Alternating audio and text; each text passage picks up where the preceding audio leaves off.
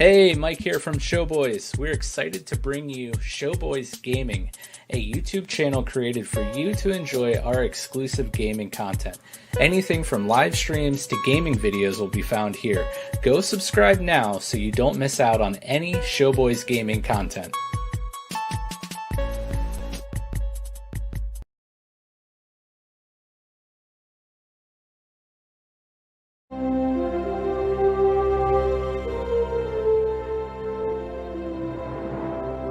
Too young for this trek. The final frontier. These are the voyages of MC, Troy, and Eric. Their mission to introduce Tyler to strange new episodes. To seek out the best and worst media in the Star Trek franchise. To boldly go where several podcasts have probably gone before.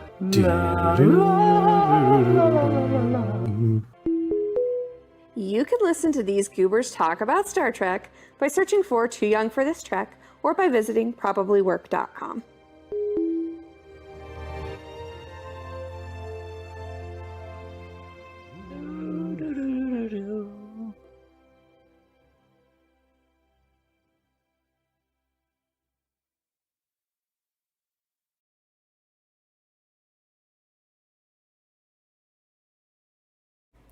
Hey, Nick from Showboys here, and I want to invite you to become a member of the Showboys Discord. Our Discord is the one-stop shop for all things Showboys, from announcements to fun conversations, and of course, memes. Come get to know the Showboys staff and our growing community of pop culture fanatics. We have something for just about anyone.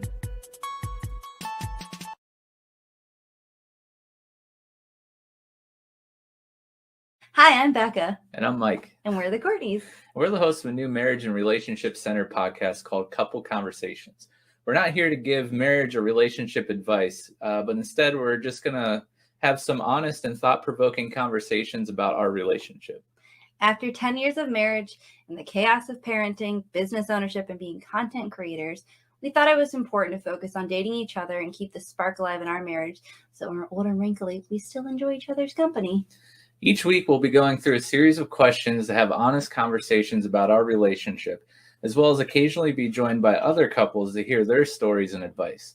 We just want to share the things that we've learned along our journey and remind you all to continue to date your spouse. So join us every other Friday at 8:30 p.m. Eastern Standard Time, beginning October 8th, and join the conversation.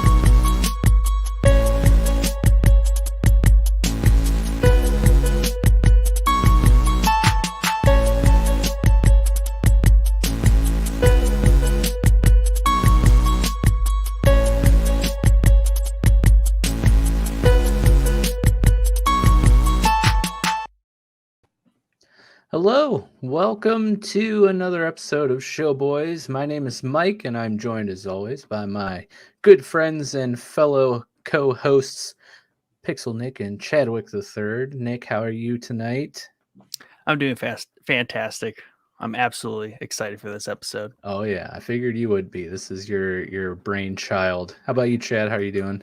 I'm very excited for this episode, and I'm doing great. Nice. Underfunded. Here. What do we say? 50 cents per zero? Yep. Yep. How many? So we got one, two, per three, 6. Okay, so that's what $3 into the underfunded jar, so he could just be funded scientist. And funny science fiction podcast. How's it going, Showboys? What's up? Not much, brother. How are you? So I'm gonna burn through the little intro shenanigans here because we have a very, very, very exciting episode, jam-packed full of fun topics and special guests. So we don't have much time to waste. So first off, I want to shout out our top tier patrons, Tim B and Yusuf H. Thank you guys so much for your support. It means the world. If you are interested in checking out what we have to offer on our Patreon, you can go to patreon.com/showboyspodcast. Check it out. If you feel, your heart strings, just tugging on you to help support the show, you can do it there. We would appreciate it greatly. There's a lot of cool stuff over there for you guys to check out. We have a merch shop that we just opened a few weeks ago. Go check that out. The link is in the episode description. And we do have some breaking news. Welcome to Star Boys. We have a companion series coming up for you guys. Yes. A little show called Book of Boba Fett starts soon. We will have our first episode of the companion series on Monday, December 27th. Our hyped episode before the series starts. We'll be going over, what we think is going to happen in the series. A lot of speculation.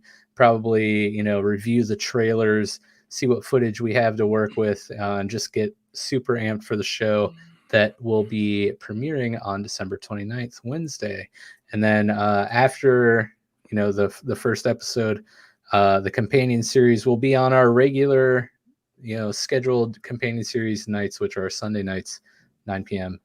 everywhere that we stream our episodes. All right. Got that out of the way. What are we talking about tonight? Order 66. Yeah. We decided to do this because it is our 66th episode, so it just made sense to just talk about Order 66, a pivotal moment in the Star Wars franchise. Plus, it's Christmas time, and what means Christmas more than massacring, the genocide of all the Jedi in the Star Wars franchise? It's Star Wars season. That's what I meant. So, Nick, why don't you let us in on what you're thinking about for this episode tonight? Yeah, of course. And it kind of goes with this whole mystique, this the meme-ness, right, of Order 66, because we can't even talk about planning our episodes without the 66th episode coming up, and we're like, oh, we should totally do something about Order 66, because that's just the first place your brain goes. Yep. When you hear 66. And the more I thought about it, I was like, okay, yeah, it'll be a fun Star Wars episode. We haven't had one of these in a while. We've been kind of low on Star Wars content and media, right, this year. I think they've been on a nice break, which is refreshing. It's letting us all kind of catch up on some other important things in our lives. But the more I thought about it, the more I realized that, Order 66 is more, you can surprisingly fill a whole 2.5 hour episode like we're about to do tonight with people talking about Order 66, because while it is a fun meme, and that's kind of like commonly how it kind of makes its way across the internet, it all kind of carries this special moment for Star Wars fans and just people who are familiar with Star Wars to some degree. Whether I think I am probably the most impacted by it, and then we have varying degrees here on the screen. All the way back to Mike and Chad. It all hits everyone a little differently. And it just, people have a lot to say about it. And it goes with like our Answer the Boys post. There's some really good replies there. And like, it's something that people don't get to talk about often. And that's just how pivotal. Wow. Pivotal. Yeah. Throwing an extra B in there somewhere. Yeah. that, this moment in the franchise is, because it sets so much up. It also fulfills so much when like the backstory, and we'll get into that in the episode through all the lore and everything, and then just the impact on it, because it is potentially the darker movie of all the movies, episode 3, and it just carries a lot of weight. And I thought it would be really fun to just kind of really explore exactly that, and not veer too far from the topic itself, because I don't think we need to. Yeah. So Chad, what does Order 66 mean to you? And do you have any like specific moments that pop into mind whenever Order 66 comes up, or you hear it? You see the meme? Yeah. It's almost like it's one of those like, where were you when this happened? Yeah, right. I remember exactly actually where I was when I watched it with a group of buddies in high school. So, I'll get to the moments that I think of when I think of Order 66 in a second, but it was always something that I was like somewhat interested in, even before I even knew it was a thing. Even back in the original trilogy, like you always hear about the Jedi, but you only really ever see 1, 2 of them, kind of. Mhm. And they talk a whole lot, and then there's like little hints from Obi-Wan about what happened, and it was always intriguing to me when I was younger. I wanted to know what happened. So I vividly remember like acting out with my action figures what I thought happened, Oh, nice. like little 8-year-old Chad playing with his action figures and acting it out. How close But were you? obviously nowhere even remotely close. Yeah, but what makes me think, when I think of Order 66, I think of two scenes primarily. The first one is obviously Anakin in the room with the kids, which I think is a lot of people think about when they think about this, because it's such a jarring thing to witness. But yeah, the one that I think of more than that probably is him walking up the steps to the Jedi Temple with the whole army behind him, and the music. It's just so perfect. It like sets the mood for what's about to go down. And I think that the slaughter of the children is like only a couple minutes after that, right? Like it's relatively close to that. So it's like it's like all part of the same sequence of of terror. So just that scene is, but the opening of him walking up the steps, and you see he's got the whole army behind him, and they're all walking perfectly up it's just sends chills up your spine if you watch it.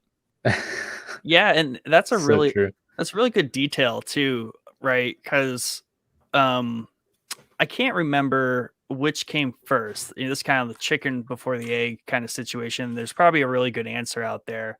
I wish I knew it, but the army behind him, right? It's now known as like the 501st Legion, and that's how it's portrayed in canon. But that is also a real life group that exists out there of essentially cosplayers, but they do a lot of charity work with children and things like that. Yeah, and they show up at events, and they have the most like legit costumes, and then you're an official member. But that all stemmed from that scene, right? And this 501st Legion, that is Vader's fist, and it carries real life impact, right? Here's Order 66 like impacting our real world. Right. Yeah, definitely. Yeah. It's a good way to look at it. Jordan says, I initiated Order 66 the other day at Five Guys getting some burgers. Boo! Why do we let him on this show? No, I really hope he had Order 66. I hope he's kind of like being funny there. It's not a joke. He better have the receipt. I want to see it. Well, we'll have to ask him when he comes on later. But yeah, Nick, what does it mean to you? Like, what do you think of? That's it's tough, because to me it's probably my favorite, or at least it's my most thought about moment in Star Wars, because the more you know about Star Wars, I just feel like the more meaning that has, because it's like that center point. It's that gravitational pull in both directions. Everything that came before it led up to it, and everything that has come after. And you can tell with the direction that a lot of the storytelling is going with new canon, it all ties back to that as well, naturally, right? And it's that pivotal moment for Anakin. So I love that it's part of this kind of meme culture, and it just has, the prequel, especially episode 3, that has some of the greatest memes out there. For sure. But so many, it just captures so many like moments, both in Star Wars, but also as we just communicate, right? You reply with something about it, it sends a certain message. And it's just so intriguing to me that something like that, to Chad's point, it technically existed before it existed. Like, we knew that something had happened that led to 4, 5, and 6. So, everyone was imagining is like, oh, what are the Clone Wars? What's Obi-Wan talking about all the time? And here they, kudos to George Lucas, years later, we all really appreciate the work he's done with the prequels. And like, he was able to capture that moment and make that the, larger than life thing it's become. And just from like a, storytelling director, movie maker level, I think it's a huge thing because it absolutely lives up to everything it was meant to be. There's so many times when like a prequel to something comes out, you're like, oh, that's what happened. Lame. Right. And here it's like literally one of arguably the most epic sequences in all of Star Wars, especially with how much they replay it and they revisit it, Yeah. I agree a lot. And Underfunded says, not going to lie, I don't know what Order 66 is, but I'm a noob. Well, you picked a good episode to watch. So time to learn. Hopefully you'll learn by the end of the episode what exactly Order 66 is. Personally, myself, I am also somewhat of a noob. I've been in the Star Wars universe here for like a year-ish. So the weight of Order 66, isn't that great on me. But I do think it's one, even as a noob, I understand the gravity of the situation in the franchise and what it means within the franchise. So the moment that I think of regarding Order 66 actually isn't from episode 3. It's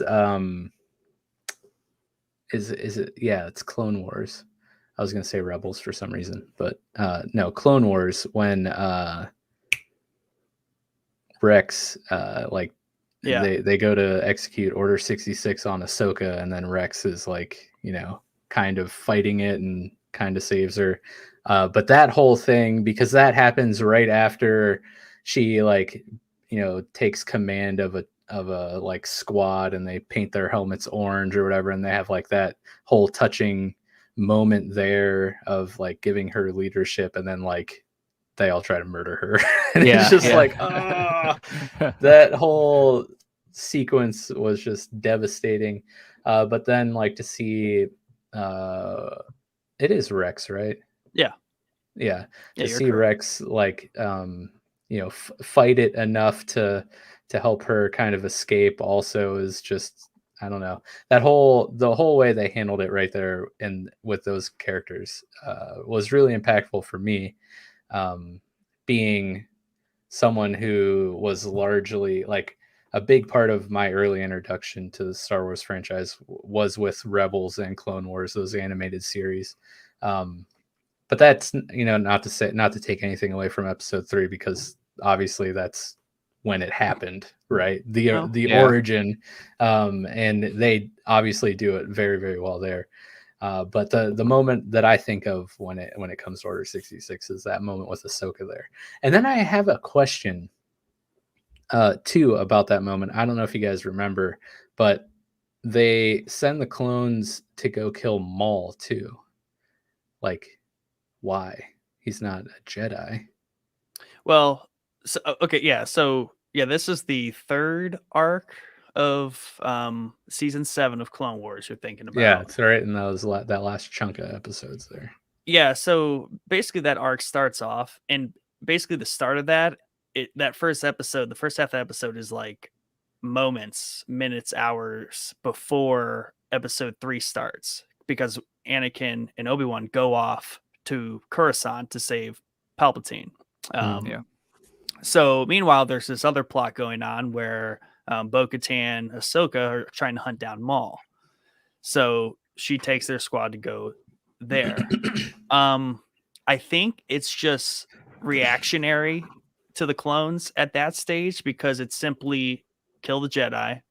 Maul is not like an approved whitelisted Sith at this point. So I think the fact that he's at least helping her, just like how Rex starts helping her, that's just kind of how that plays I took it out. as like he was a threat and he needs to be taken out. So It was we'll rope him into it. Yeah, I Yeah. guess Maul could have tried to been Two like, birds, one stone, right? Yeah. Might as well. maybe that would have been the power play by Maul and tried to like befriended the clones, be like, no, I'm on your side. Yeah. But- Look at my Right. lightsaber. It's red. I Right. But everyone was wanting, and obviously they delivered. They wanted some Maul action sequence of him just like wrecking clones on a doomed Star Destroyer. So we got that. I love it because Ahsoka comes and like saves him, and he's like, "Oh yes, we definitely should team up here. Like we can make a great team." And she's like, "No, don't get it twisted. Like, Yeah, I'm right. totally using you as an escape here." I love that whole that arc. The last 3 or 4 episodes of It's a movie. I mean, it's so good. They set it up that way. It's got its own intro, and that's the other thing too. And that arc being a movie itself, running parallel to episode 3 and exploring just the other things that are going on in the galaxy as Order 66 is happening. And I'll equate it somewhat, I think maybe this might be a little bit more pop culture, like to current audiences, but it is very equivalent to the snap in the MCU, especially the way they're exploring narratives, because obviously there's everything before and then there's everything after. And the after is this very heavy material, because the whole Ahsoka arc with Rex at the end, the music score, Vader at the end, spoilers, it's intense and it's heavy stuff. So good. But you mentioned pop culture, but I have some pops right next to me, and you might be wondering why these are sitting here. So why are those sitting there, Mike? We got a few minutes before our first guest comes on, so let's talk about it. Okay. We're gonna do some giveaways tonight to celebrate Order 66, and as usual, the traditional Showboys giveaway. It's got a shirt. The Moff Gideon Funko Pop wielding the Darksaber, including a shirt with this grand design on it right here. The size is an extra large. The Funko Pop itself, gorgeous. I have it back here. It's one of my favorites. The first person to DM me right now in Discord, execute Order 66, will win this Moff Gideon Funko Pop. Now, we have another one here. This one's a little big, okay? This is a huge Stormtrooper. Let's see if it says the size on here. Should have looked this up before. I can't find it quickly, but it's massive. I love it. I have one also right there. See? He's just chilling right on oh, the yeah, I books see right his there. giant head there. Yeah. This guy is awesome. We're going to give this away too. But we'll talk about that here after our first guest comes on. But before, here, I'll put Moff Gideon back up here to remind you guys, DM me, Discord, right now. Execute Order 66. It's the 10-inch Funko. There you go, my boy. Big Tim. boy. Yes. Funkos. So true. But yeah, so we still have a few minutes here. Remember, we're giving these away. Win them. I want to get them out of my basement and into your lovely hands. Into your basements. I do want to into your basements. I do want to unpack something real quick that Mike said. Yeah. So you said that it didn't have the weight to it. Is that because you kind of binged everything through? Or you think that's why? Yeah. Yeah. Okay. Interesting. It's just because I literally smashed through the entire catalog, or most of us had to wait years to see in between the trilogy and the prequels what happened. Yeah. Exactly. Interesting. So I think, before we get too much further into the episode, for anyone like underfunded who isn't familiar with what exactly Order 66 is, maybe we should unpack that in the next couple minutes before Casey comes on, just so underfunded knows what we're talking about. And anyone else out there who may not know exactly what Order 66 is. So Nick, would you do us the honors? Yeah, and I think I can take a stab at it at a very high level. So imagine we all know, hopefully everyone knows what the Sith and the Jedi are in Star Wars. So say the Jedi have ruled pretty well in power, assuming they are the only ones in existence for 1,000 years. But in the shadows, the Sith have been plotting for that long to overthrow them. And Order 66 is the moment in which that comes full circle. And the Sith, in a swift and concise move, remove the Jedi from power. And they are now essentially in charge through political schemes, financial, and all kinds of boring other topical themes, and just straight deception, assassinations, and all kinds of very shady things that they do. While the Jedi have been living in this almost utopia mindset of like, we are the peak of it all, we have it all figured out, the Sith are gone. Surprise, you guys got it all wrong. So it's just this huge moment that flips the narrative in Star Wars, and really, it is the foundation for 4, 5, and 6, the original trilogy. It is everything that 1, 2, and 3 move to explain and show. And it's my hope that, obviously they've been exploring it post a lot of the new Star Wars content after episode 3 explores that the same way they explore the snap in the MCU, Right. with like Hawkeye and all the post snap content. And then obviously it is my hope too that in the other direction they kind of flesh out the Sith a little bit more prehistory. Because we don't have a lot of that right now, especially since they reset the canon. And that's actually a very good segue into our first guest and first topic. And that's what let's talk about first here. Yeah, let's bring him on. We got good old Casey from the Scene Snobs. What's up, buddy? Good evening, all. Thank you so much for having me. It's a pleasure to be here. Of course, we're happy to have you. It's been a while, so we all need some Casey in our lives. Oh, I appreciate it, big fella. I need y'all in my life. And here All right. we are. So, I guess we'll start out your segment here with the same thing that we talked about. Remembering Order 66. What did it mean to you? What does it mean to you, I should say? And any particular moments that kind of pop into mind whenever it comes up? Well, this is always a tough one. This is hard, man. Remembering Order 66 is weird because it's such a strange and important time. Without Order 66, obviously we don't get, episodes 4, 5, and 6. There is no Luke Skywalker. There is no trilogy that brought us on board in the first place. There's no Vader. But watching Order 66 was hard. Watching that in the movie theater was really rough. Watching Plo Koon get blown out of the sky. Oh, yeah. Whoa, dude. That bugged me. My dude. Oh, I mean, I can't remember the Twi'lek's name. It escapes me at the moment, but she just got gunned down from behind. Right. Yeah. It's brutal. Yeah. Like watching these Jedi Masters that you revere just get smoked. She thought she was like on like a mission going through the swamps of the jungles of Felucia, and like she's just doing her thing, and then gunned down. I mean, and then they just keep shooting her. And just right.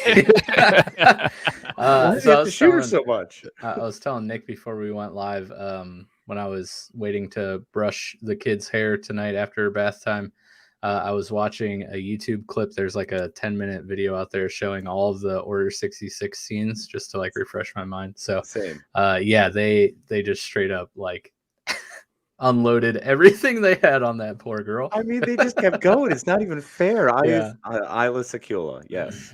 Yeah, I mean, just mowed down so unfairly. And then Yoda, obviously, I mean, there were only 2 clones there. He's going to smoke them.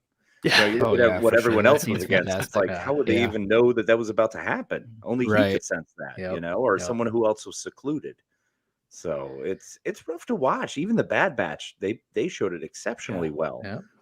So that pain you feel when Caleb watches his master get mowed down, that's pretty brutal.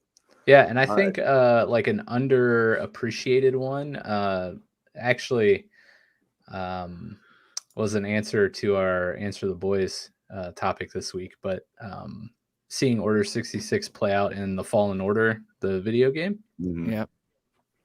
That was it was a very nice little intense flashback for sure. Yes. Yeah, definitely. Yeah, I actually just got it. So I just started. Like I literally fired it up and was like, "Oh, I'm so excited for this." Yeah. And then had some issues where I had a backflow on the old toilet today. So I put it down and actually wind up calling a plumber. It was equally tragic. Yeah, equally tragic. It was pretty brutal. So you're gonna love it, man. It's a great game today. It really is a really fun game. So I'm super excited to jump into that one. Knights of the Old Republic was one of my favorites. So we got into kind of the Sith talk, and I was very excited when I read the topics because I've been a fan of the Sith for a long time, and especially exploring Korriban and learning more, and just learning about the history of it. The High Dark Lords of the Sith are some of my favorite topics. So this is a very exciting evening. So seeing Order 66 play out, obviously it has to happen. It's such a motivator and so necessary, but either way, it hurts. It's not cool. It's painful. And I'm watching. What was it? Zap was the kid's name. The one or Faz who's running out as George Lucas' son. Senator Organa's out there, and he's about ready to hey, come on, and watch him get mowed down, and he has to just run away. Yeah, he put up a good fight there, though. Really did. Yeah, he did. Yep. Even the clone troopers on that, docking ramp or whatever, like just the way they like address Organa is just like, nothing to see here. Like it's just so cold. Right. Like, it really is blunt. Nothing going on here. You can just get out of here. Please. Move it along. Move it along. That was before, they really explored a lot of the more sentimental moments, right? That was just purely from basically what they set up in episode 3, where the clones like all of a sudden turned into this militant force. Right. But it was all foreshadowed very well. It was. They did set that up and lead to it well. I think Rex was one of the toughest ones to watch. Yeah. In that moment. That was hard, man. Rex, Cody, just thinking about all of them having to go through that was odd. And that's I think where I always go to when I think about it is every clone commander, when they flip open their, communication device and they get that message, right? Because all the familiar ones get it. They're all going to be turning on their direct commanders. And it's that clone to Jedi relationship there that just kind of like melts away. Well, they were in the trenches together. Clone Wars made us love it more. Yeah. It made it harder. Right. Yeah, I went back and watched Revenge of the Sith directly after finishing Clone Wars, and it was tough. It was brutal. And now forever it's even harder. Yeah, I mean that's the thing about Clone Wars. It's like, yes, we get Clone Wars, many seasons, fleshing out this great period, but like we know how this ends. Mm-hmm. It doesn't end well. Yeah. No. Right. Yeah. Yeah. So quick update. Moff Gideon's gone. He has been claimed. Yes. Tim has won the Moff Gideon pop. So congrats, Tim. I will try to get it out in the mail. But also, poor time to do giveaways. Right around Christmas. You're probably not going to get it for a little while. So I apologize in advance for any shipping delays. It'll be a New Year's present. Yeah, there you go. Or March. Yeah, somewhere around there. Eventually, you'll have it. Yeah, Jordan. What's up, He's Jordan? a huge fan of the Madman. So I'm a big fan of Jordan. So everybody is. Casey, hopefully we're on a show together sometime soon. Reaches for you. See, I didn't even see that before I said so. But yeah, so Nick, I know you had really thought out some questions for all of our guests here. So let's just get right into it. Yeah, of course. Hit Casey with all the hard questions. All right, fire away. Yeah, I mean, and do you have anything else you want to say though about Order 66 just in general? Because I don't think people enough get the opportunity to really kind of vent about this subject. You know what? It's true. And I was very excited when you all said this was what you wanted to bring up, because it's such an obscure one and yet such a massively important one. And I think because of the pain that it brings up, we all want to ignore it a little bit. Nobody wants to talk about it. We don't want to see our Jedi get mowed down. I mean, as a kid with lightsabers, most of us were Jedi. Some of us turned eventually, but we started as Jedi. We all had good intentions, swinging those sticks at each other's faces. But that's, yeah, it's tough to see that actually happen. And it was such a raw moment too. It's this moment of just ripping open this wound of watching Anakin commit to murdering children.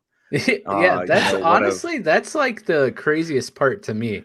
Like they don't just, I mean, they do imply it because you don't actually see the children get murdered. But the fact that they like showed the kids and Anakin bust out the lightsaber, I'm like, holy cow! Like you could just like showed him walking down the hall into the room or something. Yeah. Like it's that, and the little kids flinch. Yeah, right, the right. The flinch, man. Is serious. It's like flinch when brutal. It's brutal.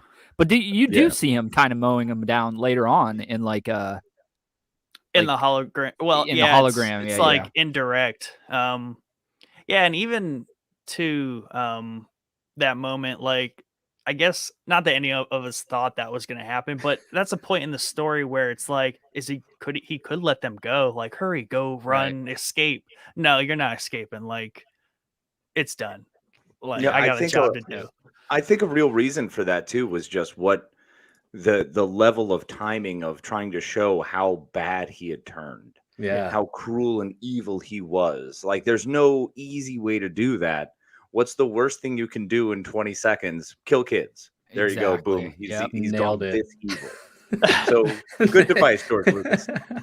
George's like, I'm not messing around here. I got a story to tell. He's got to be evil. I want my awesome, badass lightsaber battle between him and Obi-Wan. We got to get there. Let's go. Right. Funny science fiction says Anakin's daycare. It was never properly licensed. Yeah. You could say that. But yeah, I mean, and that's kind of like what I was saying in the opener too, is like it's almost like also, it's this 9/11 of Star Wars. Like it's immensely important. It means a lot of things to a lot of people, but it's not something that like you talk about all the time in great detail. And I mean, why would you bring that up? Hey, let's talk about some horrific things that happened. Right. At the same token, we do discuss the Death Star as like hooray Yavin, right. And yet at the same token, a lot of dudes died and a lot of women died. A lot of folk got killed. It's true. Yeah. The Civil War was no joke. Maybe we should dive into that sometime on another Star Wars episode. The the collateral damage of all of this stuff. I mean, think about it. Think about how many dock workers from Corellia were sent to go build this thing. Yeah. Right. They were just smoked. It wasn't stormtroopers. Like they can't even shoot a blaster. They're not going to be able to wield a torch. Death Star. Those were the Bothans, bro. The Bothans did that. Yeah. Oh man. But yeah. Sorry, just to finish the keep point going. too. One of the best parts about Order 66 that came out of it was watching the survival stories. Yes. If there's nothing cooler than the Jedi who were able to fight off that many to make it through. Yeah. Right. Awesome story. And also we kind of, for those of us who are super nerds who are elevated to the point of knowing about the Gray Jedi and understanding all of these Force users are still out in the universe. Like it's not as if the Sith just clear cut everything and the Force is gone. Right. Exactly. Light side exists. We're just talking about a faction of beings that existed as the Jedi Order. Right. So that was always another thing that, I think people kind of misconstrue is the idea that Order 66 destroyed the Force and the light side of the Force is gone. It's just the Jedi Order itself. Yeah. So that was a big deal. And, that goes back to the Masasi and, going back as far as you want to, that this same cycle has happened before, almost in a more natural way. Yeah. And I mean, and that's a really good point too, in that, and they've done a good job. Like that was at first concerning where it's like, okay, they're kind of going down a rabbit hole here of like, oh, there's all these other Force users. How do those stack up against the main characters? And they've done a good job at showing and explaining how they are B tier Force users, where they still hold the Skywalkers as this A+ tier list of just heroes. It's like every time you encounter Vader, like no one's really fighting Vader. Like it's Vader just decimating you. That's the best part of Rogue One, man. Yes. That's what made Rogue One one of the best stories ever, because it enhanced 4, 5, and 6. Because Vader was that much more dangerous. The palpability of his danger, you could taste it, you could feel it, you understood it, and it was like, wow, this dude walking down a corridor is horrifying. Yo, for sure. And it came out of nowhere too, that scene. For me at least, I didn't see it coming. So yeah, that's probably one of my top favorite scenes from any Star Wars movie is that scene at the end of Rogue One. It's fantastic. Absolutely agree. And you kind of alluded to it in terms of this cycle, right? Happening over and over again. And that is something I wanted to get into with you a little bit, as you are a fan of the Sith. And in my perspective, the histories of old, while they are doing this High Republic era stuff, I'm more interested in the backstory of the Sith. And that gets cooler and cooler the further back you go. So, you know, in your perspective, where are the Sith kind of like the coolest? Are they the coolest in this rule of two dichotomy that Darth Bane invented? Or was it pre-Darth Bane when they were more methodically 1,000 Jedi versus 1,000 Sith collide, that type stuff? My favorite time actually came right out of the Jedi Sith War. It was directly before that. Not quite Marco Ragnos, who was pretty rad. More the Ludocresh Nagasadao, when the Dark Lords were they were achieving that moment of we need to go fight versus the strong group of we're staying here. Why would we fight? You're stupid. So it was going back and forth between there. And the reason for that is because it led to Exar Kun, who led to Ula Keldroma. And Ula Keldroma is my all-time favorite Sith. That's one of my all-time favorite Star Wars stories. In his, he had a brother who was a Force user, his sister was a Force user. He goes off onto this mission with this friend of his and this other female and gets kind of wooed by the Krath as he becomes a Dark Lord of the Sith. He was just supposed to infiltrate this group of Dark Lords and become a Sith and a Padawan and a Sith apprentice and see how it worked so he could functionally break the system. And instead wound up being completely turned, going from a Jedi apprentice into a Padawan to Sith apprentice, then Sith master. As he was wooed by the Force, had another Jedi show up who was supposed to kill him, and wound up instead also being wooed by the Force. Now these two become buddies, and Exar Kun, who's the Jedi that came to kill him, becomes, or Frieden Nad, sorry. Wait, make sure, yeah, Frieden Nad showed up, was supposed to kill him, and wound up being the next, no, it was Exar Kun. No, I'm right. Sorry, I had to verify. So Exar Kun, who is Frieden Nad was the Dark Lord of the Sith at that time, and then he was murdered by Keldroma and Exar Kun, and Exar Kun took over, and they were still Dark Lords of the Sith, but you still have like a squabbling group of Sith. You still have like 100 lords. Yeah. Like that. This was not a time when you had the rule of two. The rule of two came from Darth Bane. Right. And Darth Bane was born of the war that Ula Keldroma fought in with Exar Kun, which was the Great Sith War. The Great Sith Jedi War. Yeah. So they fight, get decimated. The Sith are absolutely demolished. And Darth Bane goes ahead and he kills a few of the other Dark Lords while he's at it, because why not? Get them out of the way. Yeah. And because there are such few numbers and the infighting has created this issue, a la, 1400s England, they've now reached this infighting era where nothing is getting accomplished. So he creates the rule of two by having only a couple left. He was one of the last original Sith to even live, because the Sith were a race from Korriban, and he was one of the last ones. But Ula Keldroma is great for me because he gets kind of brought back into the Force and then cuts himself off from the Force entirely and becomes a great Jedi who basically was able to go from Jedi to Sith to nothing, kind of Jedi-ish, and be redeemed at the end. So he's a great story if anyone's interested in the backstory. It's a good one there. Nice. Yeah, I feel like a little kid sitting at the foot of my grandpa's chair listening to him tell a story. I'm like, ooh, tell me more. I love this. Keep going. Not calling you old. I realize I'll take it. I'll take Grandpa all day. Oh, look at that. Look at that mug. So good. But yeah, I could just listen to you talk about Sith all day long, Casey. But it's fascinating stuff. The story's really cool. And the fact that Darth Bane kind of wanted this. So Darth Bane is 3,100 years BBY before the Battle of Yavin. So this is a long ass time. Right. And yet with all of these other Dark Lords who came after and all of this trickle down precipitation all led to Darth Sidious. And he was essentially the way they wanted to overthrow the Republic, the only way they saw to be able to overthrow the Republic. And they did it. So it's kind of wild. Order 66 is a culmination of 3,000 years. Well, 2,900 years. So it's fascinating. Yeah, and as a newer Star Wars fan, like all of the ancillary stuff that takes place in like books and whatnot, like all new to me. So I'm just like, tell me more. This is amazing. I mean, the Ula Keldroma story I actually learned about in Knights of the Old Republic, the video game.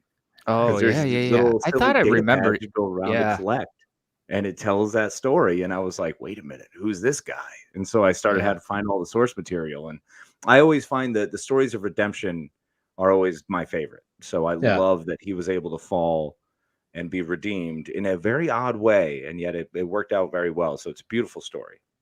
That's awesome. And speaking of overthrowing, it looks like you overthrew Nick here on the podcast. I don't know where Nick went, so hopefully he comes back. But Funny Science Fiction comments in. He says, people forget that the Force is always about balance. Dark counters light. One cannot rule longer than the other. It's very true. Very true. Yep, it's all about finding that middle ground, and it's all about finding your center. And that's why so many Jedi move to the gray, and I find the gray Jedi to be the most fascinating. Yes. There he Agreed. is. And your buddy Jordan would probably hard disagree because he doesn't think gray Jedi exists. So I can't wait to hear his take on that. Bad hope. So we had quite a few replies to our Answer the Boys topic this week, and I want to read one now and see if it sparks any conversation with Casey here. And this is from PMFusion. Welcome back, PMFusion. It's been a minute. But yeah, we always love your comments here in Discord. He says, for me, despite how many jokes and memes people make about Order 66, to this day, the scene gives me goosebumps, not just because of how brutal it is, but because of the build-up to it and what it meant for the series going forward. Order 66 was a pivotal turning point in the prequel trilogy. Star Wars is obviously known for the Jedi fighting the Sith, but watching the original trilogy, there are finer details that are left out as to what happened to cause such a monumental rift between the Jedi and Sith, seeing as it implied that they worked together at one point and were even allies in certain regards. In episodes 1 through 3, that was meant to be answered by showing more of the political side of Star Wars and how both Jedi and Sith work together. Through episodes 1 and 2, it lays the groundwork of what started causing the rift, both political powers drifting further and further away because of their different political viewpoints, leading to a multitude of ethical debates that spurred into significant events, some being inconveniences for the sides, or leading to extremist behavior, like both sides actually physically fighting each other, or one side, typically the Sith, attempting to commit acts of genocide. However, despite these differences, both sides were still trying to keep peace with the other and cooperate to some extent. Order 66 was the Sith's final nail in the coffin, telling the Jedi that they no longer wanted to compromise with them anymore and are willing to do anything to reach their goals, even if it means killing off entire colonies and planets to reach their goals. After this happens, it sets the rest of episodes 3 through 9 into action and serves as the foundation for many of the series events, and even serving as some characters' motivations through the franchise. Because of this, it caused a snowball effect for all of the tragedy, triumph, and iconic moments that follows the horrid event. That was long, but a lot of good stuff there. And actually, all of our replies this week are pretty long, but they're all super good. So I think basically he is just says everything that we've talked about so far, like how basically the entire franchise is built around this one event. And up until it actually happened in the prequel series, it's just you can still see the after effects of something that's like implied in the original trilogy, and how cool it was to actually see them go back with the prequels and all three of those movies just leading up to that one moment. And like Nick said, I think it was you, Nick, that said usually prequels kind of suck at explaining, what it is they're prequeling. I just made that up, by the way. But the prequels here for Star Wars, I think, crushed it. I know, like, at the time, they kind of caught a lot of flack. But I think, honestly, the prequels are my favorite trilogy of what we have so far. But yeah, I don't know. Do you guys have any thoughts on that massive wall of text that I read? Well, he brings up some interesting points, particularly when I don't know if he's particularly focusing on the movies and more present day stuff, or it also relates to stuff in the far past, because there was times when the Republic Jedi and the Sith Empire had truces and they negotiated and they kind of lived in symbiosis in the galaxy. Absolutely. A lot during the Rule of Two. After, like I said, after the Great Sith Jedi War, there were only two guys left. I mean, Bane said there's going to be two of us, so they found ways to work together. Now, it was always insidious. Yes. That's the other thing we have to remember. It was never to the gain of the Republic in the end. Yeah. Ever. It was always to the gain of the Sith, gaining some new foothold, some new position, some new part. So it's always that attainment of power, and looking through the multitude of stories that exist and seeing that they managed to maintain that. It's always the Sith gaining something. Even if it's the tiniest leg up in the smallest position, they never relent that. So yes, they work together, but let's be clear, it was only because the Jedi were trying to be nice, because they're Jedi. Right. Yeah, exactly. And a big thing is, like, when the Sith do have to relent something, that is the epic, like, team up moment for the Sith duo at the time, and they go just decimate something out of pure rage. True. It's awesome. Yeah. But yeah, they don't. Yeah, I never really thought about that. I was like, oh yeah, they always have that moment where they are unrelenting, but if they have to relent something, there is a price to pay, and the dark side gets unleashed.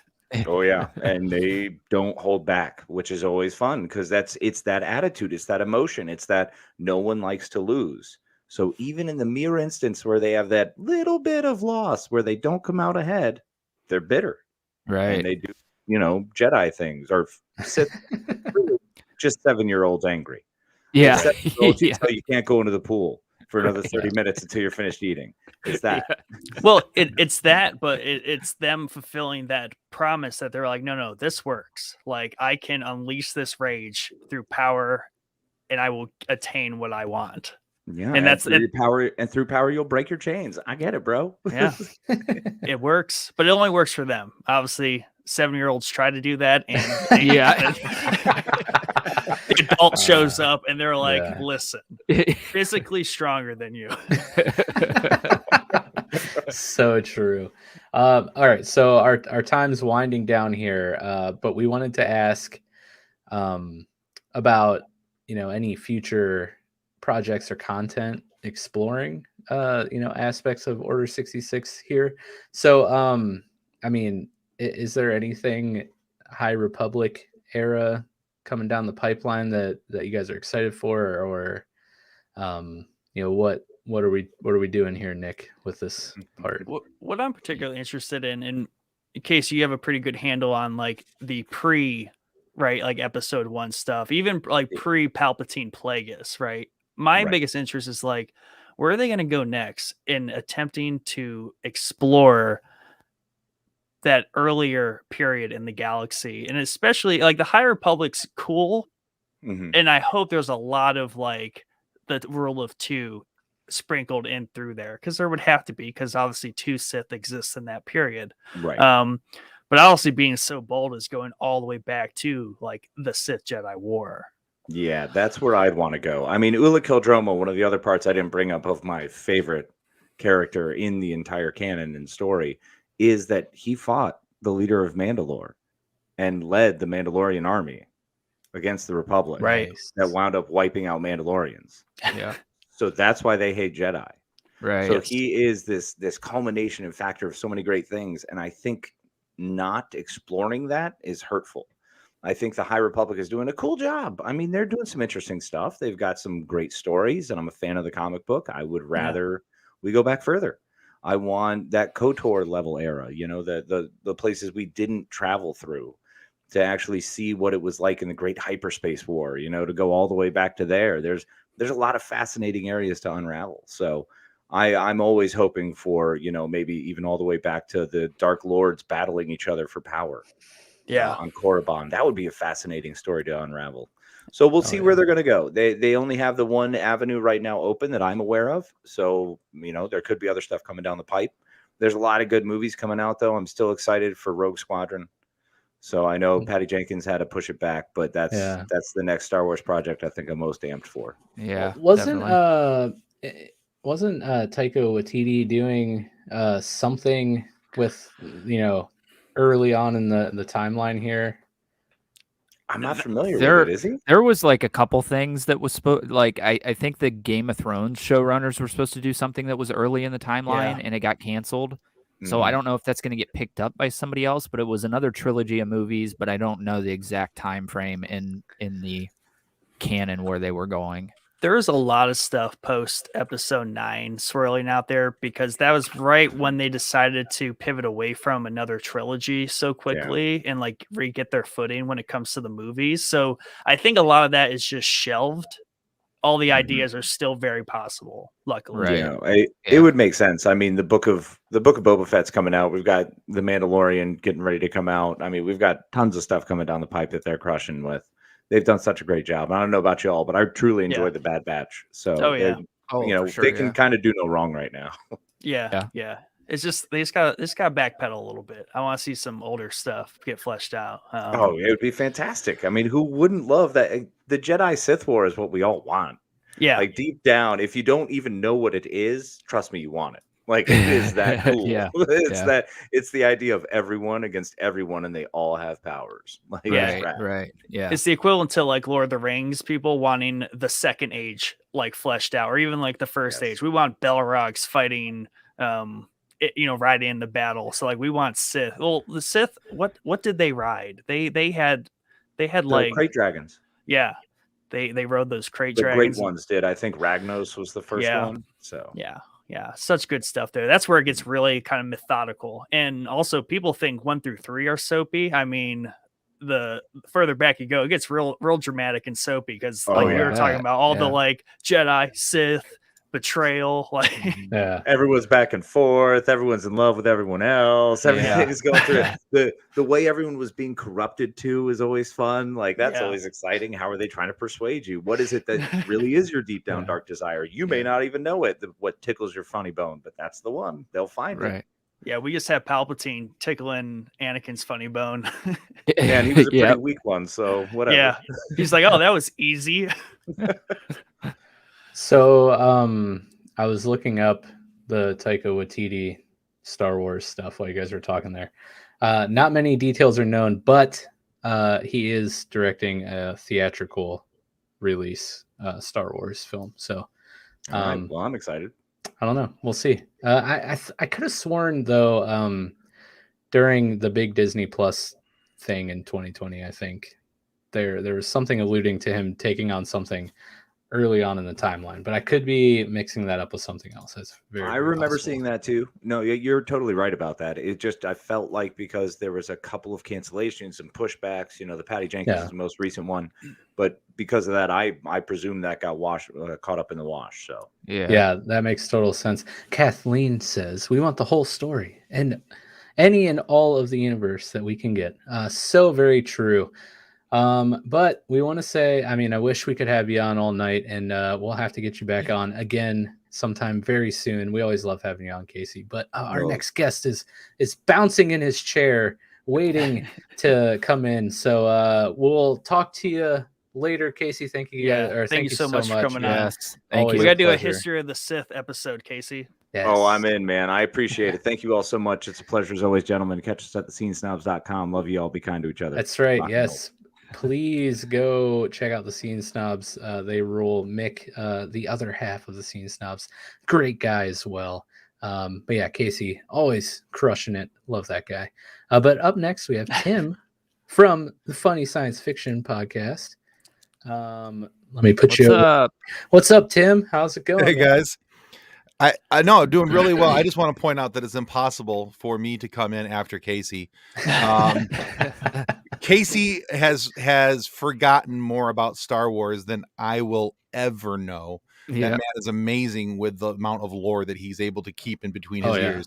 He's incredibly a beautiful man, and then he's got all that nerd knowledge on top of it. It's I amazing. don't know. You should see him in the studio right now. He's He is just milking kisses it right now for all those kind words.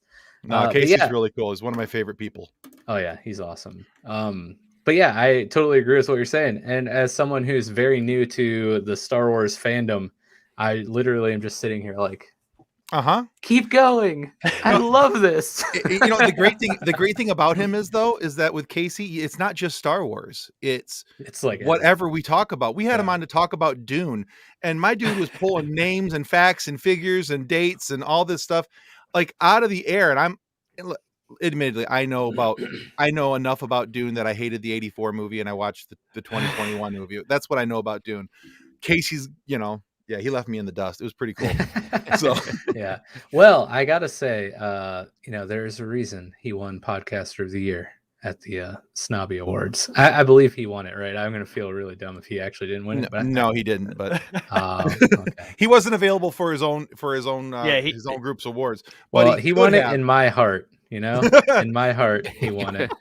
I don't care what Mick says. Yes. He's Casey's an amazing human being. So I don't know who Kathleen's talking about here, but I'm gonna pretend like that's about you. Casey. Oh, okay, we're gonna go with Casey. Yeah, sure, we'll go with Casey because he's not here. Kathleen says he has a plethora of useless knowledge. He does. Yeah, for sure. Kathleen's my co-host on Funny Science Fiction. And then here's her other half, John. Yes, am I correct with that, or am I just gonna keep putting my foot in my mouth today? No, you're doing great. Cool.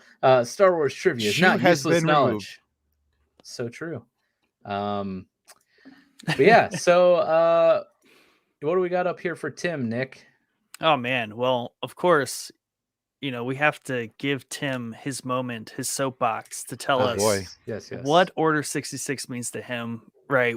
If you had 5-10 minutes or a half hour to talk about Order 66, what do you want to say? So Order 66. If I were to sum it up in 3 words, it'd be change, sadness, and death. That's because it really is, and I thought that again, following up Casey is just difficult. But what Casey said, a lot of his sentiments about Order 66, I would echo. It's watching the change of the Force and how it operates and the balance of the Force going from the light to the dark and the dark to the no, Kathleen, actually I have 0 notes, so we're good.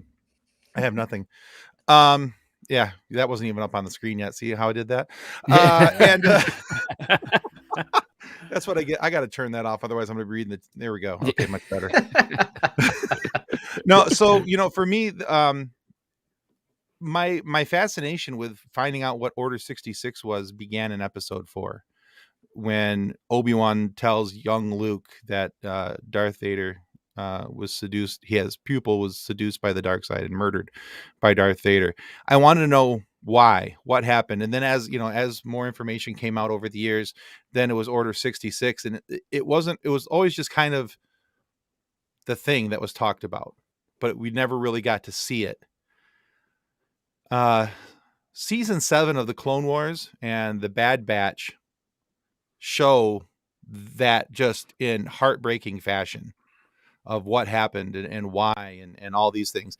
Yeah. And if I wanted it to, I think properly relate what, in my opinion, expresses the sadness of Order 66. It's the final episode of season 7. As they're looking at all these troopers' helmets, and there was the trooper that had painted his helmet to match Ahsoka's her markings, and I was just and all of that just it really just kind of pulled at the heartstrings, because here it was mentioned earlier, it's about that change. It's about the sadness of loss, about, the people who had fought side by side, and then, because of the conditioning and the chip that was put in them, that switch gets flipped and it's completely different. And then it's just death. There's so much death after that, because it wasn't just the Jedi that were hunted down and killed. It was Jedi sympathizers. It was anybody who was force sensitive. It was, and then of course there was the clones that died in the process. Right. So the planets that resisted too. They were forceful done. occupation by the Empire. Like it was there was no limit. Right. To what, the emperor wanted to do. Well, the Sith, they have some really cool things about them. I've always thought that the Sith had, and this is going to break it down to the stupidest level possible. Okay. They had cooler outfits. All right. All the black and the red sabers. True. Okay. It was just way cooler. Bad guys look better. Sure.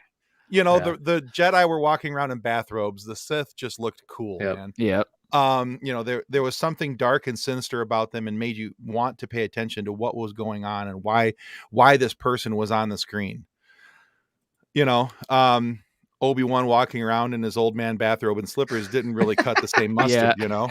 That's so true. It is 100%. So for me it was there was always that, but then once you get past that, you realize that the level of cruelty that the Sith possess, there was no limit. Once they saw something they wanted, and that was what was going to help them gain their next foothold, their next step in power, whatever it was, if it was a planet, if it were a person, a group of people, whatever it was going to be removed. It was going to be done away with.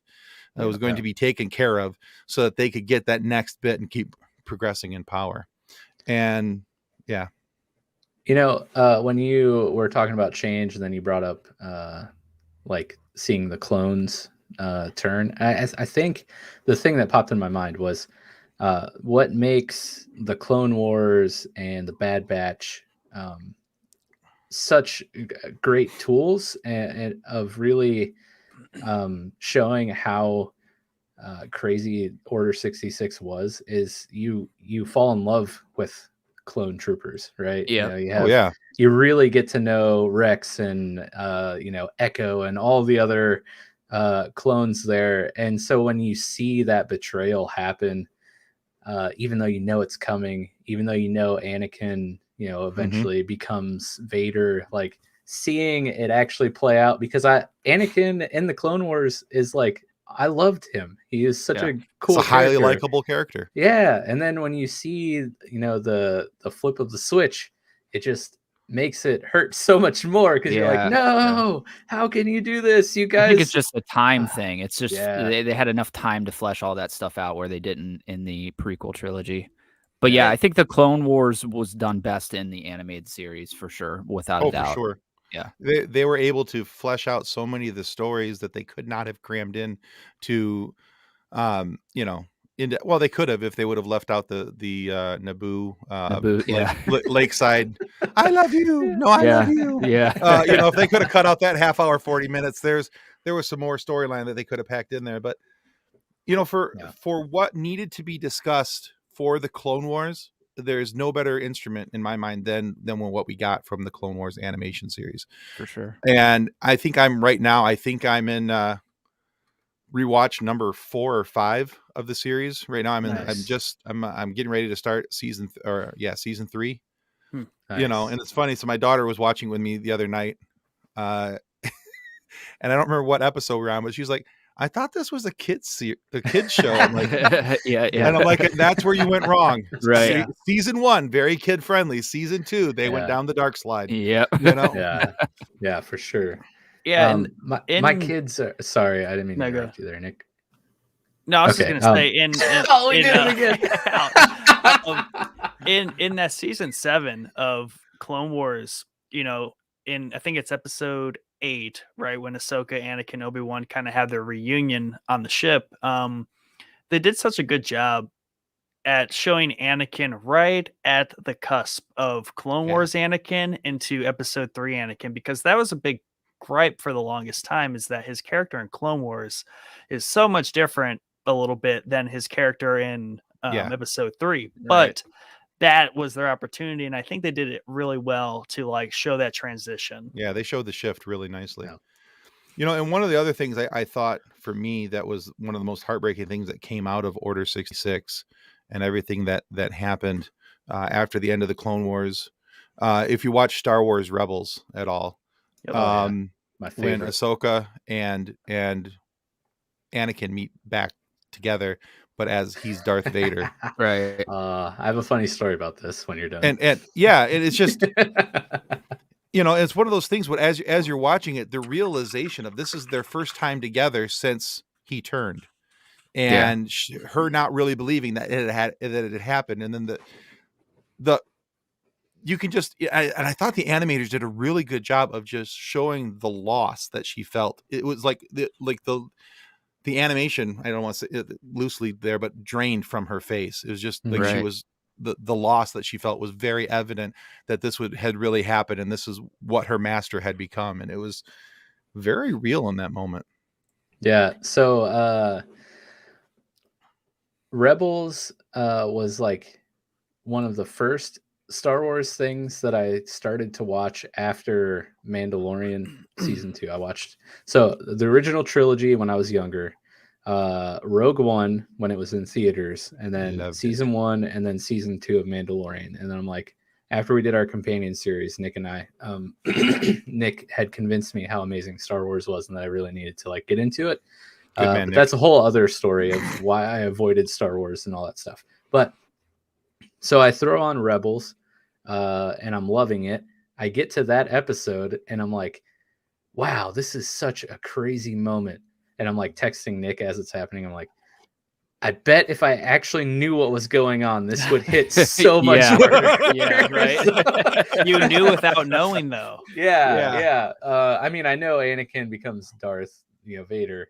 But like, I was like, I feel like I need to pause this, Nick, and what should I do now? He's like, go watch Clone Wars. And I was like, okay. And then I got back, I watched all Clone Wars, and then continued on to Rebels. But yeah, that moment there when his helmet cracks and she sees Anakin's face under there, and you just see her like a gut punch, man. Oh yeah, so good. They crushed it with the animated series, Clone Wars, Rebels, to some extent, even like the really childish show Resistance isn't bad. I watched that too. I am so trying to watch that yet. I'm struggling with season 1. I'm hoping that it's a lot like the same issue I had with Clone Wars season 1 and Rebels season 1, where it was kind of kid friendly and everything. Get everybody hooked, and it's going to be a great show. And then season 2, all right, let's do the real stuff. And here we go. It stays pretty kid friendly, which is the downfall of that show. Right. But if you can power through, it's not terrible. But yeah, that moment there with Ahsoka and Vader, it's rough. It is rough. Casey says, yeah, Tim, Ahsoka's growth and pain, so great and beautifully painful. And then earlier he had said about Nick's comment showing Anakin's shift there towards that one episode of Clone Wars. Yes, they did, Nick. It was absolutely brilliant. And then Jordan says, shout out to the Optimus Prime Megatron Funkos on Tim's top shelf. Top shelf characters deserve top shelf space. He's a huge Transformers fan. So that sounded like an infomercial from Jordan. Now from Funkos. Yeah, exactly. So yeah, let's move on to the next portion here of your segment, Tim. Do it. So Tim, because when we were on your guys' podcast, Funny Science Fiction, we had touched a little bit on the Bad Batch, and I know how much of a fan you are and everything you want to say about that kind of era. So I thought we would talk about this life during and like just after, right? Order 66, because that's a lot of this newer content is exploring these themes of post Order 66, post Jedi.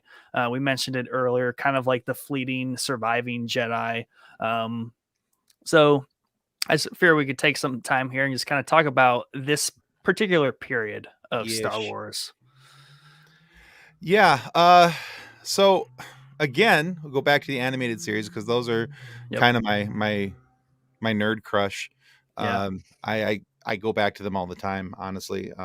They're easy watches, they're fun, but they're also good. Very informative and very good. Yeah. Very well done. All hail Filoni. Yes. But yeah, exactly, Mike. Infallible Filoni. That's right. So to me, in my mind, before we got this content, the era after Order 66 was just the Wild West, but with some really cruel overlords. That's kind of I always just kind of viewed it in my head. Right. And then we got the Bad Batch, and it's kind of what I thought it might be, so you have characters that are the Sith are running the Empire now. They're trying to get their foothold in, and they're doing all these different things, and all their subservient people from the top on down are being taught and to train and act like Siths,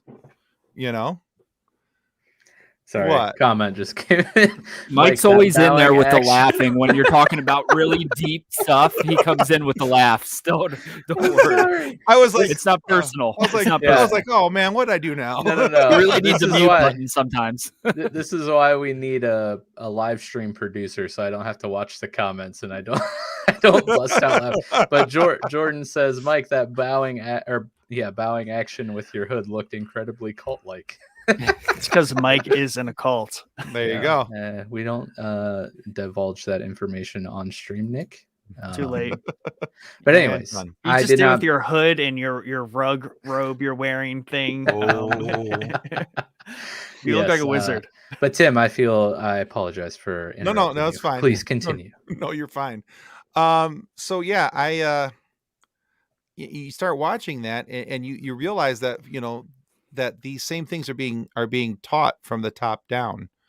And so each person who has a little measure of control is cruel and exacting and all these different things that you see from Palpatine and Vader.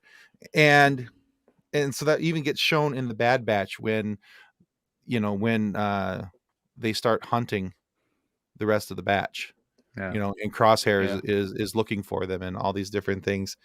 And even Crosshair's demeanor, which Crosshair was never warm and cuddly at any point. He wasn't exactly, gonna, grab the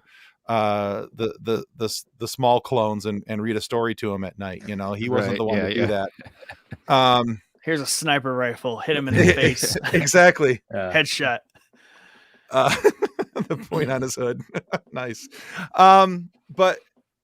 But even at that, once Order 66 happened and that chip went off in Crosshair, he was even more aggressive and more mean. And he now wanted to be the one that was ruling. And you could see it was like, just instant, that change. Yeah. And so I've always kind of thought that that's what it would be like, is that all these people would be vying for power in their own little kingdoms and their own little dominions, and that they were going to act as Sith, even though they weren't Sith. And I think for a lot of what we're seeing, at least in season 1 of the Bad Batches, that's kind of what was happening with the Empire. And it kind of even gets carried out in Rebels as well. When you see the people, the planet managers, or I can't remember what they were called. Governor Price is a really good example of that, where she is very far removed from any sort of Sith, she's not even like a Moff, right? She's not even like Grand Moff Tarkin, but she's this mid-tier governor of a planet.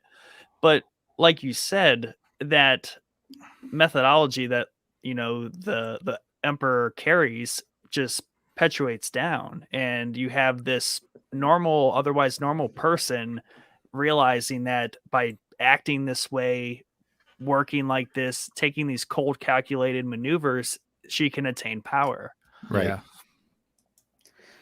Casey chimes in. He says Crosshair's jealousy and lust for power became Sith-like. Agreed. Very much so, Casey. Yeah.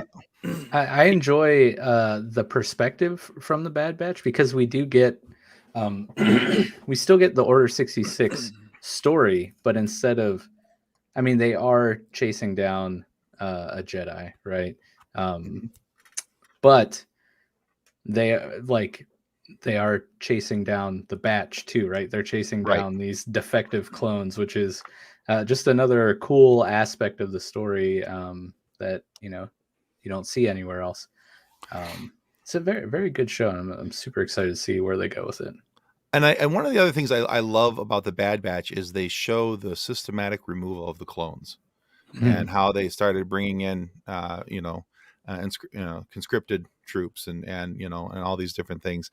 And so there was a different brand of loyalty and a different brand of soldier and all these things that were, that we know had to happen, and the transition became.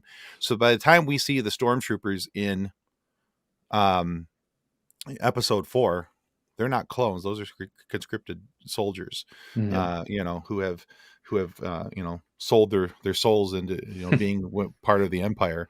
And so it's just a completely different approach, and so I think it's kind of curious to me that so you have these two different episode times of after the major power at Bay fell.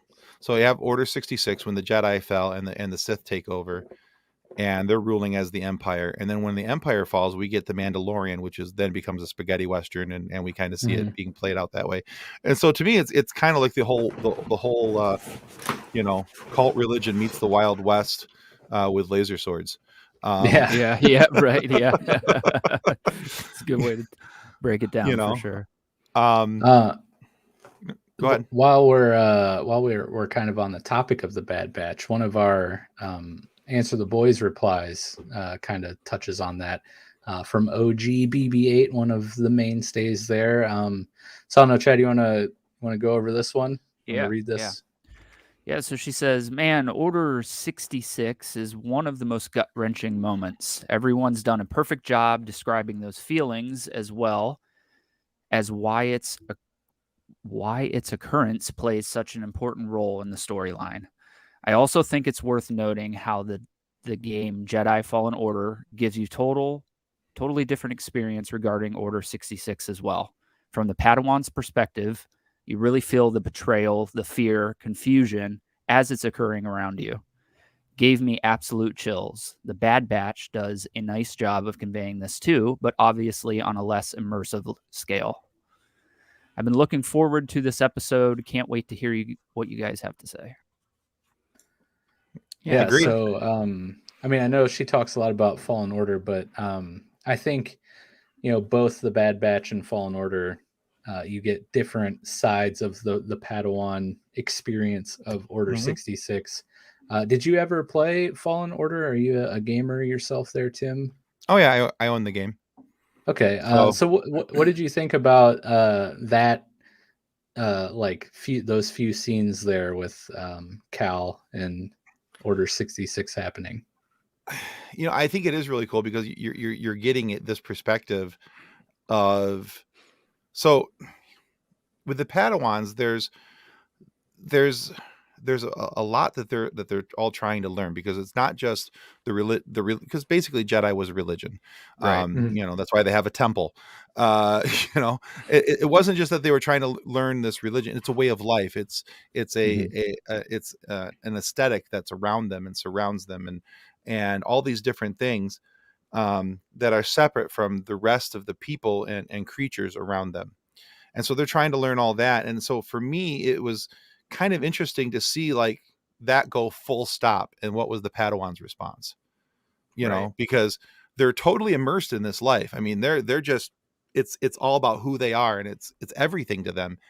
And then that switch gets flipped, and now Order 66 it's all ripped away. And so now, and I think that, Rebels kind of does a good job at this as well, with Kanan Jarrus as he's talking about having, to go on beyond his master and learned, what's going on and how it's happening and everything else. So it's it's kind of interesting to see the Padawan perspective and how they,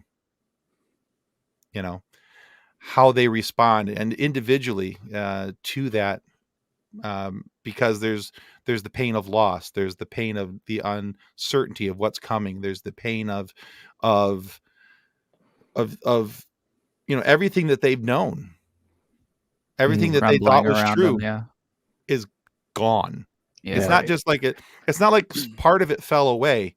It's gone. It's right. It's, everything they've learned like almost doesn't like matter, because it was all shielded in this shell of the Order and everything. Mm-hmm. And now they're placed in this situation where they have to re-engineer everything they learned to survive, which was something the Jedi did not have to do. They did not have to survive in this galaxy. They simply had it made. Right. Yeah. I think the other thing about the Padawan perspective too is like they're basically removed from their former life, and like it's a huge thing. Their whole life revolves around their master, right? They basically like spend every minute and second of their life with their master, and then their master just gets slayed in front of them, right? And then they're just like on their own. I mean, that on leaf in the wind is just just heartbreaking. So much temptation for the dark side in that, because I mean, imagine the betrayal. Like most of them are young, like, and they're just gone, and there's no explanation from their point of view. It's insane. I agree. No, go ahead. No, I was just gonna say, and going back again to the Bad Batch in episode 1, where we see Kanan Jarrus's master get gunned down. All those things that we just talked about are shown in his eyes, the fear, the pain of loss, the confusion, the not understanding what's happening, and not, can he trust the Bad Batch and these clones that are coming after him, and then of course Crosshair tries to kill him. So there's adding to it, I'm sure. So yeah. And you've touched on it obviously through a lot of your good points here, but we're getting these different flavors of exploring post Order 66 life. So like we have the Padawan stories, we have the Jedi direct stories, Ahsoka, all these different things, the Bad Batch being like defective clones. Are there do you think this is going to get tiring? 2, I think the answer is no there. 2, is there any like specific other angles that you think this should be explored from? Because like my mind goes to like, should they look at it from just like an everyday person kind of perspective and give us some sort of even more off the hinge kind of traditional Star Wars story to tell this? It's so impactful to everyone in the galaxy, and to some degree. Right. So am I gonna get tired of it? No. They can't give me enough Star Wars content. Right. So you're talking to somebody who actually really enjoys the sequel trilogy, even though that there are clearly some issues. Okay, there's a lot of issues, but there's issues. But I love it because it's Star Wars. Right. Anyway, one of the angles that I've always thought would be kind of cool, and I'm hoping, and so they show it a little bit in Rebels on Lothal, with what's happening on the local planetary system, and even with people, what's happening in the markets, and how the Empire is taking control, even down to the market level, people trying to sell their goods and everything else. I would love to see an episode of the Bad Batch, or something along these lines, as with whatever's coming out. And it doesn't have to be a whole series, because that would get really boring really quickly, I think.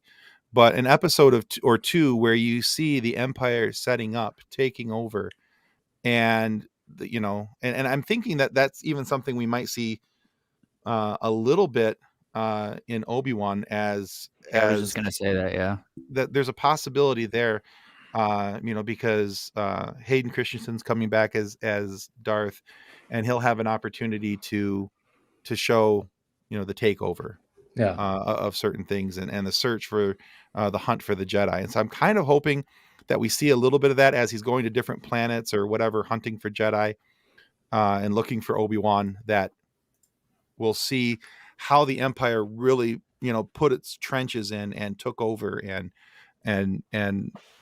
really showed its dominion over some of these planets, because I think that that's an interesting story, is how did it affect the everyday people and the lives that they led, and even down to as like I said, with Rebels on all the way down to the markets and the effect of it there.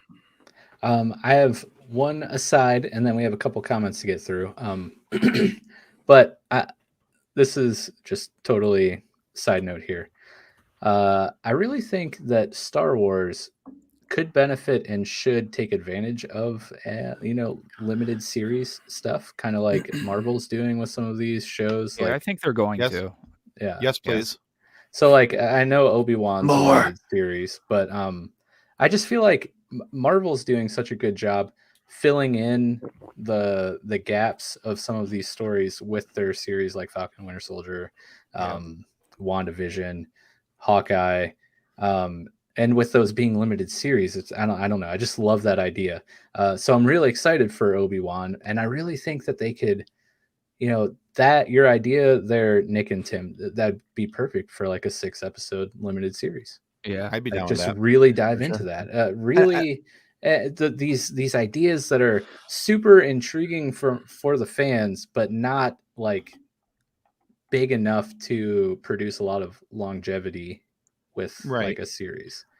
I think that Disney and Lucasfilm is kind of working their way towards that. I think they took a pretty big bump after the sequel trilogy, and I think that they're realizing that although fans are clamoring for more Star Wars content, and many of us are like me, who will say, give us more, give us more, give us more, but they're also realizing that they have to put a little more thought into it. And so I think that I'm hoping what's happening is that that they're putting their team together, and they're making sure that whatever they put out has got to be on the same level as what the Marvel people are putting out, because Marvel's got their crap together. For sure. And how this ties into this, and this is all working together, and Star Wars has been like, so you want to make a movie? Stop. Yeah, right. Yeah. You get a movie. You get a movie. Unless it's been Filoni related, it's been you want to do something? Sure. Let me grab my phone. It's so true, though. For sure. So let's go through some of these comments here.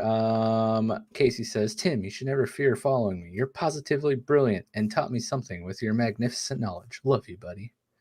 Aw, Casey. What a guy. And then Casey, regarding the Padawans, that whole point we made there. They become orphans. It's a wild position to follow the story from. A created forced resilience. That is so Absolutely true. My good friend I Smokey the Bear says, which I love your avatar there. Beautiful.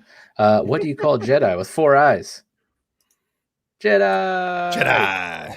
Boo. For some of your first comments on the podcast, I gotta say, let's do better next time. And then Casey says, I'm pretty sure this is the person he was talking about when he was on, but I yes, it is. Try to say that name. Nick, you wanna handle that? He wants a mini series for this guy. Yeah, you say Kill Drama. There you go. That dude needs a mini. That dude. Yeah. That dude. And then that's Smokey, and that's what See, buddy? Instead of doing like a bunch of origin movies, do a bunch of origin limited series on all these ancient Sith, and then give us like a team up, not team up, but Avenger style like trilogy. Well, that's the thing about the limited series, right? When you have a story that's a little bit too big for a movie, but not enough for like a 3, 4, or 5 season run, just hit us up with a 6-8 episode limited series. I don't care. I think they will. Yeah, I'll take 4. Whatever. Yeah, I think it's a no-brainer for them. One of the things that I'm actually really excited about, and I've been kind of keeping my ear to the ground on this and finding out what's going on with it. It was rumored to be dead for a while, but it looks like there's life back into the Acolyte series, and I am hoping that is really what happens, because it's going to focus on at the end of the High Republic, beginning of the Jedi era, an Acolyte from the Sith Order. And I'm just like, we've never had a story like that where there's been focus on, we've had stories about the villains of Star Wars. They've always been there. Darth Vader's always been there. Emperor Palpatine's always been there. We've always talked about them. We've always known about them, but there hasn't been a movie that purely focuses on them, because as far as big and bad as a villain and awesome as Darth Vader is, he doesn't have a ton of screen time. Right. No, realistically, right, yeah. Not at all. Even his doesn't need it. Well, he doesn't need it. I mean, you look at Rogue One, and he stole the show in like hell yeah, minute. he did. 30 seconds. I think it was like a minute 40. He was owning that screen. It had me yelling at the movie theater, and I did not apologize. But yeah, I would love to see a story like that. We have all these light side stories. It would be awesome to get these type of dark side stories where they lead into showing the balance and how the Force actually works, because this is why I think we have so many confused Star Wars fans out there, is that there's all these light side stories where we always tell the positivity of the Force instead of showing that there is a very dark side to the Force. And again, I keep quoting Rebels, but this is why I keep coming back to it. They have the Bendu, which it's in the middle, and they that helps explain so much of the Force. And then just watch a Freddie Prinze Jr. interview, and you'll really have an explanation. And it makes a whole lot more sense. I love it. I didn't hear anything about the Acolyte being in kind of limbo. I thought I had heard recently that they were like starting production next year on it. So yeah, towards the beginning of this year, it was like I think it was all about the same time that the Cara Dune show, the Ranger show. I keep calling it the Lone Ranger, and I know it's not. That's not it. Rangers of the New Republic or something. Yeah, Rangers of the New Republic. When that show got the axe because they fired Gina Carano for whatever. Yeah. When that all went down, I believe somebody was saying that this show was on the bubble as well. And it wasn't one of those things that I could ever corroborate. I couldn't find it from a whole bunch of people. It was one of those internet rumors where I'm pretty sure it was a clickbait thing. Yeah. Could have been, because I thought the last article that they found their like showrunner or director or writers was relatively recent, like the beginning of the month, maybe I saw it. So yeah, I like this website called Giant Freaking Robot. If you ever look at their stuff, there's a lot of good nerd knowledge on there.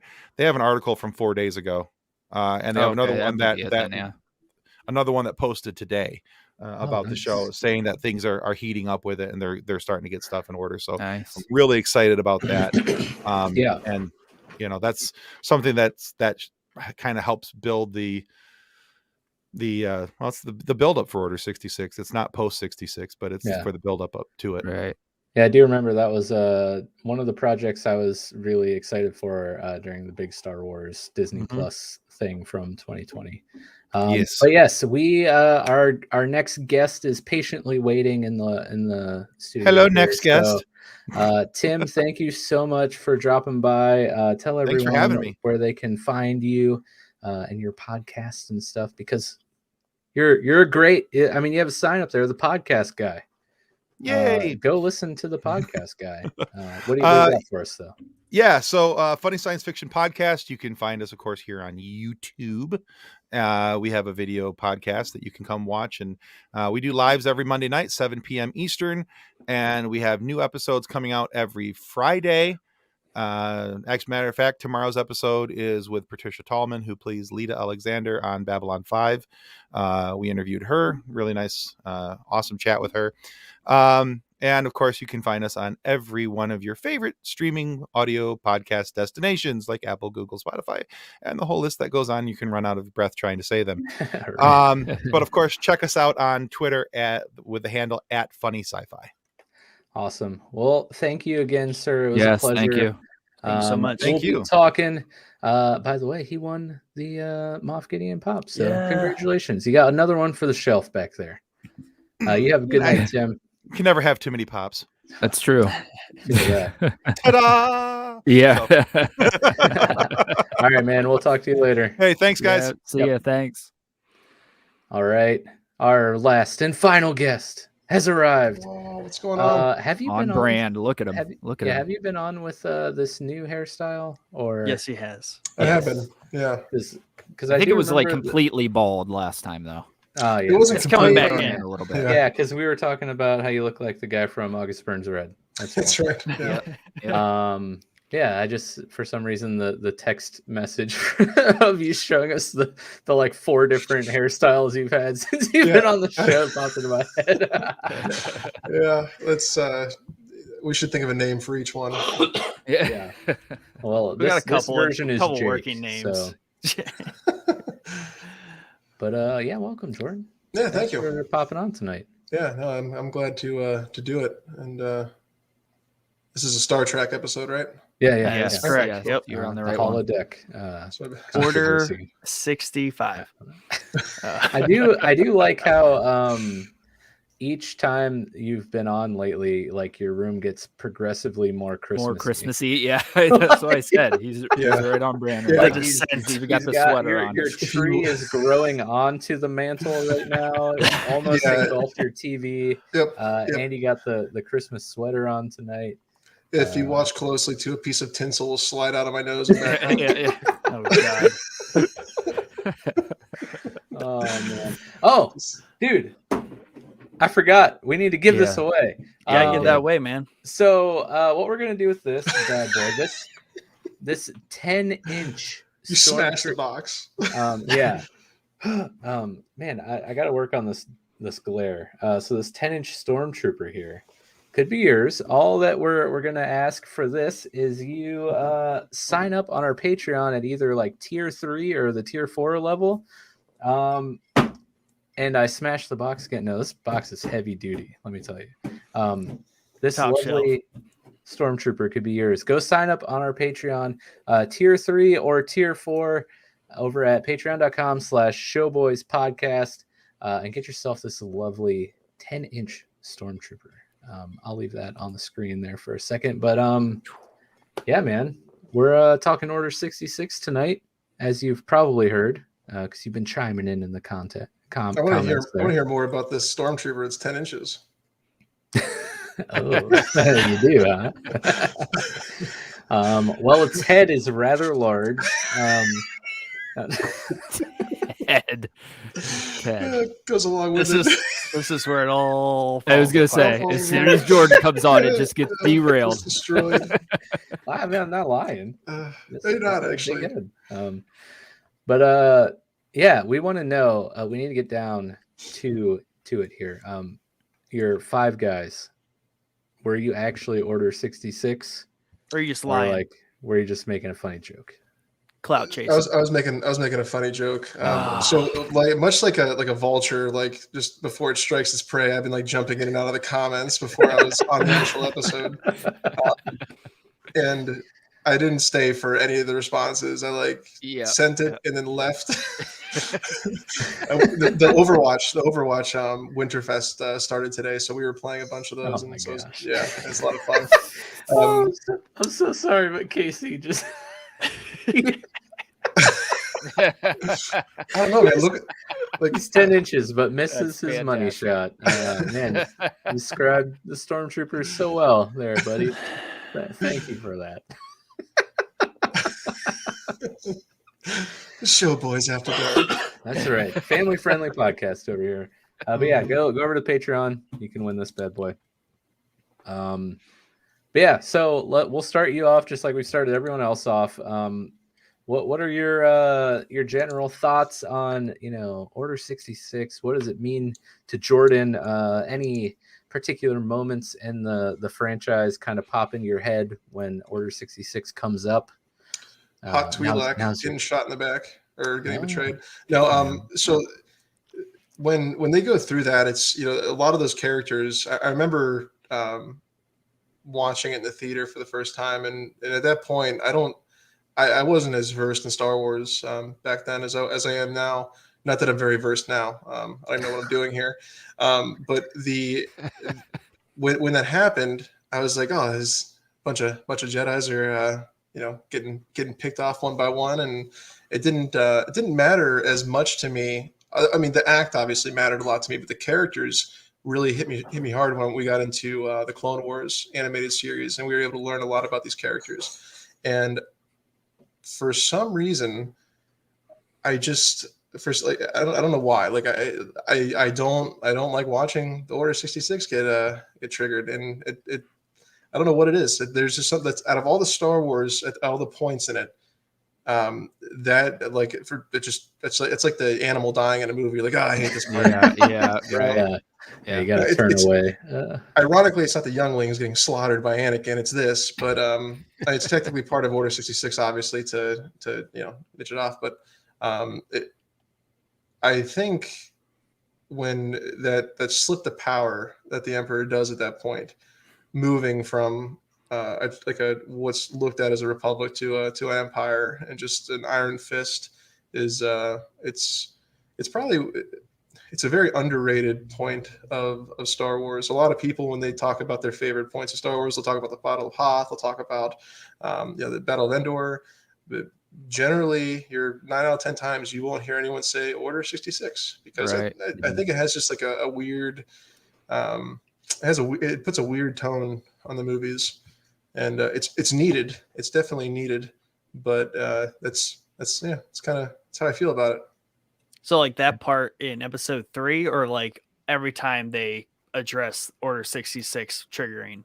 Oh, there's nothing triggering about it. I don't like it. We could talk. I mean, I'm on a whole show about it right now, and I'm okay with it. But the whole idea of when they actually do it, and that scene of slaughtering them, and even in the Jedi Starfighter, geez, DC Comics signing up. When I forget the Jedi's name, he's in the thank you, Plo Koon. Yeah, he gets shot, and he's kind of like, what the hell what are you guys doing? Yeah, shooting me. Yeah, it's like the Jedi Porkins, and it's not the most graceful death. He's like looking around, like, did you guys feel that? Yeah. I don't know that he ever knew what hit him, to be honest. Yeah. Is this some sort of malfunction? Plo Koon, honestly, even though I forgot his name, he's one of my favorite kind of Jedi that isn't touched on a whole lot in the actual movies. Yeah, and it's probably because it looks like he's got scuba gear on 24/7. Right. I think he's low key like a fan favorite though. Yeah, he is. Yeah, Plo Koon is awesome. Isn't there an episode in Clone Wars where he actually does put on like scuba gear and like there is, he just needs like one more attachment or something. It's not anything complicated, and he's good to go. It's like us putting in fake teeth right now. Like, well, there's no need to do this. Yeah. Let's get through some comments here, and then we'll dig deeper into the topic at hand. PMFusion says, I think they should make a series or movies based on Dawn the Star Wars comics. There's a lot of untapped potential in those that could interest a casual audience and Star Wars veterans alike. I haven't dug much into the books or the comics, but does this series of comics ring any bells for you, Jordan, as the comic lover, and or Nick? I think it's just based on. I don't think Dawn is correct. I think it's just based on. Oh, based on the Star Wars. Okay, I was wondering. I was like, who is Dawn? Who's Dawn? I could be wrong. Maybe there is Dawn the Star Wars comic. Yeah, but I mean, have any of you guys read Star Wars comics? The Jedi Long Dawn. Stop it! Stop it! No, so I really haven't. Like for Star Wars, for me, it was more of the books, the Spectre Squadron, the Rogue Squadron, anything involving Wedge Antilles really was what I followed. Yeah. Yep. Sorry, typo. It's all right, buddy. We got you. Got him. But Chad, you were shaking your head. Yes. Yeah, I've read through like a little bit of them. I read through the comic that was based off of the original script from George Lucas, which was really, really, really cool because it's kind of radically different, and it was cool that they made it into a comic. I can't remember off the top of my head what the name of the comic is, but I'll figure it out. Nice. I mean, that's a good idea. Old PM there. Casey says, "Huzzah, Jordan, the hairstyle dynamo." So true. Funny Science Fiction says, Star Trek, are we executing him with Order 66? Yeah, it's not a bad That is idea. how this episode ends. Yes. We forgot to tell you about that, Jordan. Sorry. Sorry. Spoiler. mean, with the lights, my house is already on fire. Look at my yeah, right. already under fire. This is fine. PMFusion says show off all its features. Well, funny you say that. I have my Stormtrooper right It's here. like he just came out of the box completely fluidly. It's terrifying. How did he get there? Yeah, look at that. This could be yours. I mean, look at that guy. I mean, look at it's wonderful. Looks like he took a money shot. Yeah, Pops. So it's an 8-issue comic called The Star Wars. And if you're even mildly into Star Wars, you should go check it out because it's kind of cool. It's his original script, and they made it into a comic series. That is. Is it online for free? Probably. Okay. Casey then says, because Wedge Antilles was the bomb, bro. Chad, is that the series when Han Solo was depicted with a lightsaber, or was it just the early art? Yeah. It's pretty different. Like even the names are different and stuff. But Luke Skywalker, Star Killer. It's Anakin Starkiller. I think is Vader's name. I can't remember off the top of my head. It's been a couple years since I read it. But it's worth checking out because it's pretty interesting and just to see how it shifted. And I think if I remember right, I thought Han Solo was an alien, like one of the alien races too. He wasn't a human in the comics. I might be mixing that up somewhere, but that is interesting. Well, I'm sure there's a lot of other cool comic stories that could be adapted. I'm sure, just like some of the book series. Again, I haven't really read any of them, but Nick's always talking about. The High Republic has a lot of comic stuff right now. That's kind of where is that the new stuff and that they're putting out right now? Yeah, they're doing a lot of books and comics right now for the High Republic, and I forget who had one of the writers on their episode, but I think they're using that to set up that next big segment of movies, shows, who knows. But with the comments out of the way, Jordan, the reason you're here tonight is with you. I wanted to discuss the pivotal character, obviously in Order 66, who kind of really made it all happen. Not all of it, but he got the joy of saying it, and that would be Palpatine. Execute Order 66.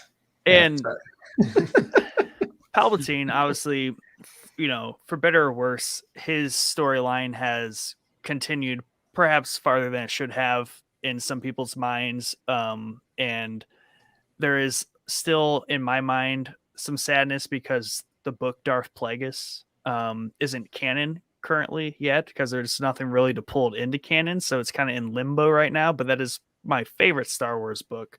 And it's all about Palpatine's master Plagueis. And it's also half about Plagueis, but half about Palpatine's true rise to becoming a Sith Lord, right? In that whole cycle.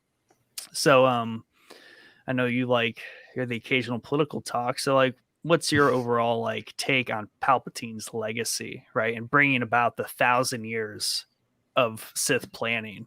He gets to be the guy. So Palpatine's sitting in the Senate with the Republic, going through the entire situation that he did with them, watching the Clone Wars, fold into the whole war with the Trade Federation. Throughout history, even though republics are treated throughout history as kind of usually a good guy situation. It's an open discussion. There's a lot of personal freedoms between different societies working together in this. The thing that Palpatine got throughout of that is republics generally, and we see this with our own Congress, they boil the water a whole lot. They sit in there and they talk about a lot of things and nothing ever really gets done. Yeah. So even if Palpatine didn't have this grand scheme, he was probably like, you know what, screw this. I'll do it myself. Right. Yeah. And all it did was fuel him in the end to just simply say, this just needs to happen. And the Jedis are, as you get older, you can't sit there and watch the Jedis and be like, man, these guys had it all together. They did not have it all together. It it was like a dysfunctional school board at a college. Yeah. A lot of people with high credentials with logic that left the room, years ago. And so Palpatine, again, if he wasn't in this grand plan, he would have probably pulled the same trigger. He just was like, you know what, I was gonna do this anyway, and smoke him if you got him. Right. And so to see it play out like that, it wasn't other than him being Emperor Palpatine and his name being Darth Sidious and how he looks, what he tried to teach Anakin isn't exactly really what you would think of being evil. I mean, he fits the evil idea perfectly, but the idea of, I can show you how to save your loved one and go through all these series of temptations. It's he almost believes it. He believes in himself, obviously, and he wants what's best for his side. And it's I know that I did that comment about Transformers earlier, when even though Megatron seems as evil as can be, he's the leader of the Decepticons. Doesn't sound like a great group you trust a whole lot. His plan was to restore Cybertron and make it what it used to be. Make it great again. Make it great again. So build back better. Yeah, that's the Emperor's plan. It's after A New Hope, build back better. Bunch of damn teenagers blew up my $2 trillion moon base. So really, even if you learn about the books afterwards, they kind of realize what the Emperor was trying to do. He was trying to protect everyone in his solar system from a threat outside, and that's part of what the Death Star was. It was to stop the threats coming in from other solar systems or the galaxies to attack them. Yeah, right. And look, I'm not saying I'd be on the guy's team or anything like that, but it really the Qui-Gon knew that the Jedi were in a really bad situation, and he knew that they were blind to something going on. And when you look at the Trade Federation, you're kind of like, man, these guys really got the shaft in every which way possible. Yeah. Oh, for sure. Yeah. Mm-hmm. Yeah. I mean, they literally got executed. A lot of people let that name slide by as the Trade Federation. They were just a simple federation of different races and planets trying to economically help each other through different things. And they got pulled into war, and they ended up acting a lot like, this rebels in rags trying to fight a well-funded and well-rounded army. So it's go ahead. No, that's a good point, because I think that's something that goes a little underappreciated when we look at the Clone Wars from like a wide lens. But if you like really kind of narrow in on, especially from playing like the games and stuff and get all the context, you realize that the CIS, which is commonly the separatists, they are just really wealthy, kind of like bankers and traders, and they're really just kind of funding like these robots that they can mass produce. They just throw at, like you said, a well-funded, oiled machine of an army. Because while there are tons of like droids and they look impressive and they do a good job at showing how lethal they can be, they are still subpar to the clone troopers and the Republic Army. It's the Grand Army of the Republic. Hey, the Gungans, they did a big part. I'm saying they're losing to the Gungans. They were there first. Yeah, exactly. Yeah. The Minutemen. Yeah, it's the Gungan Army is kind of cool. I'm not gonna lie, but I liked it when I was 9. Like, I just hate Jar Jar. Yeah, I hated Jar Jar then. I hate him now. Right. I really hope he was on the city planet when it was destroyed. What the hell is that planet name? Coruscant? Coruscant, yeah. What about it? Thank you. No, I hope Jar Jar was there when oh wait, was it destroyed? It was destroyed, wasn't it? No, Coruscant never got melted. What city planet did we see get destroyed in the newer trilogy? That's the new capital planet of the new Republic. Yeah. The Han the Han system, the Handon. There's Don. Don's back. Yeah, Don's a Star I forget. Wars. It's an H. It's an H. Starts with an H. Whatever system that is. Well, anyway, no matter what, I hope Jar Jar was there. just put it out there. I hope he was there. But you made a good point earlier, and about just kind of like the general state of the galaxy and the Republic. So, like, Plagueis and all the Sith before Palpatine and the whole line of the Rule of Two. And Casey said it earlier, just kind of like that constant, inch for inch, them getting a new foothold in power. And really, Palpatine, the way he kind of came into it is, yeah, he was in all the right places. He obviously was the next in line to be the Dark Lord of the Sith. But at the same time, the Sith stand on their own as Lords of the Sith. And he just had this whole entire deck of cards to play with. And it was his game in terms of what he wanted to do. And yeah, it was helpful that Plagueis had all these like plans, and he had a lot of financial things set up in terms of making sure like the banking clan was under their thumb early on, stuff like that. But yeah, no matter what, Palpatine was going to exploit the weakness of the Republic. And one thing about the Sith throughout most of what I know of the older history is they were always pushing the limits politically and with their own power. Yeah. Jedi seem to be the most complacent MFers in the world. Right. They're like, oh, the public's pretty warm here. It's shiny. This is a good place. Let's build a temple. Yeah. And on this temple, I will just sit Indian style for the next 30 years. Again, decimated. Yeah, exactly. I like the Jedi, but Order 66, and this isn't really mentioned a whole lot when people talk about this, but I always see Order 66 as I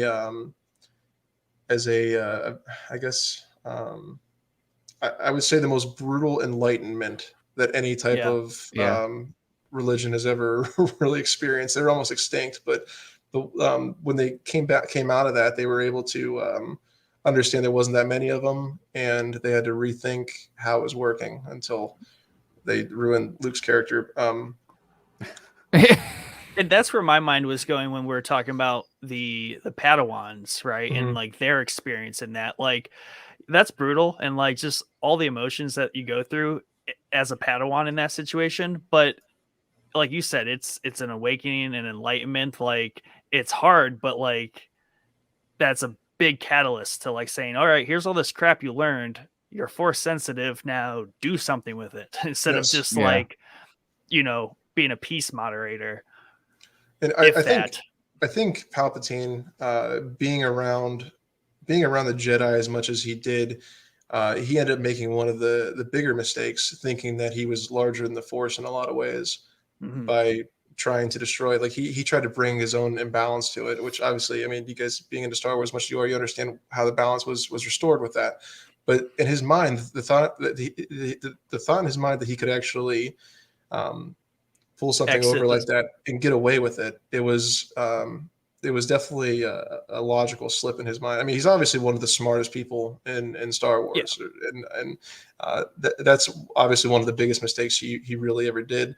He was given the perception of victory, and then time just withered away at it, and just literally he thought he was exempt from the cycle that has gone on forever, and he thought he was the exception to that rule. Fair enough, because if anyone was to be the exception to that rule, he might as well try. But in a lot of ways, the Jedi, lost sight of that whole thing too. It obviously Anakin was unique when Qui-Gon and Obi-Wan brought him before the council, and they knew he was unique, and they knew there was something to fear in that, but they should have understood if they were looking at that when you're trying to bring balance to something, it's sometimes very questionable how you get that balance. When you have two very zealous sides that are at war with each other, when you see a foggy candidate that has power that's way beyond anything you can anything normal at the time, you should pay attention to it. And instead, he just shoved it out the door. Yeah, and I guess it's always up for debate, like the reason Anakin came to be, right? He's kind of like the Jesus story in Star Wars. And it's really Do we kind believe of her? I'm just kidding. Yeah. No.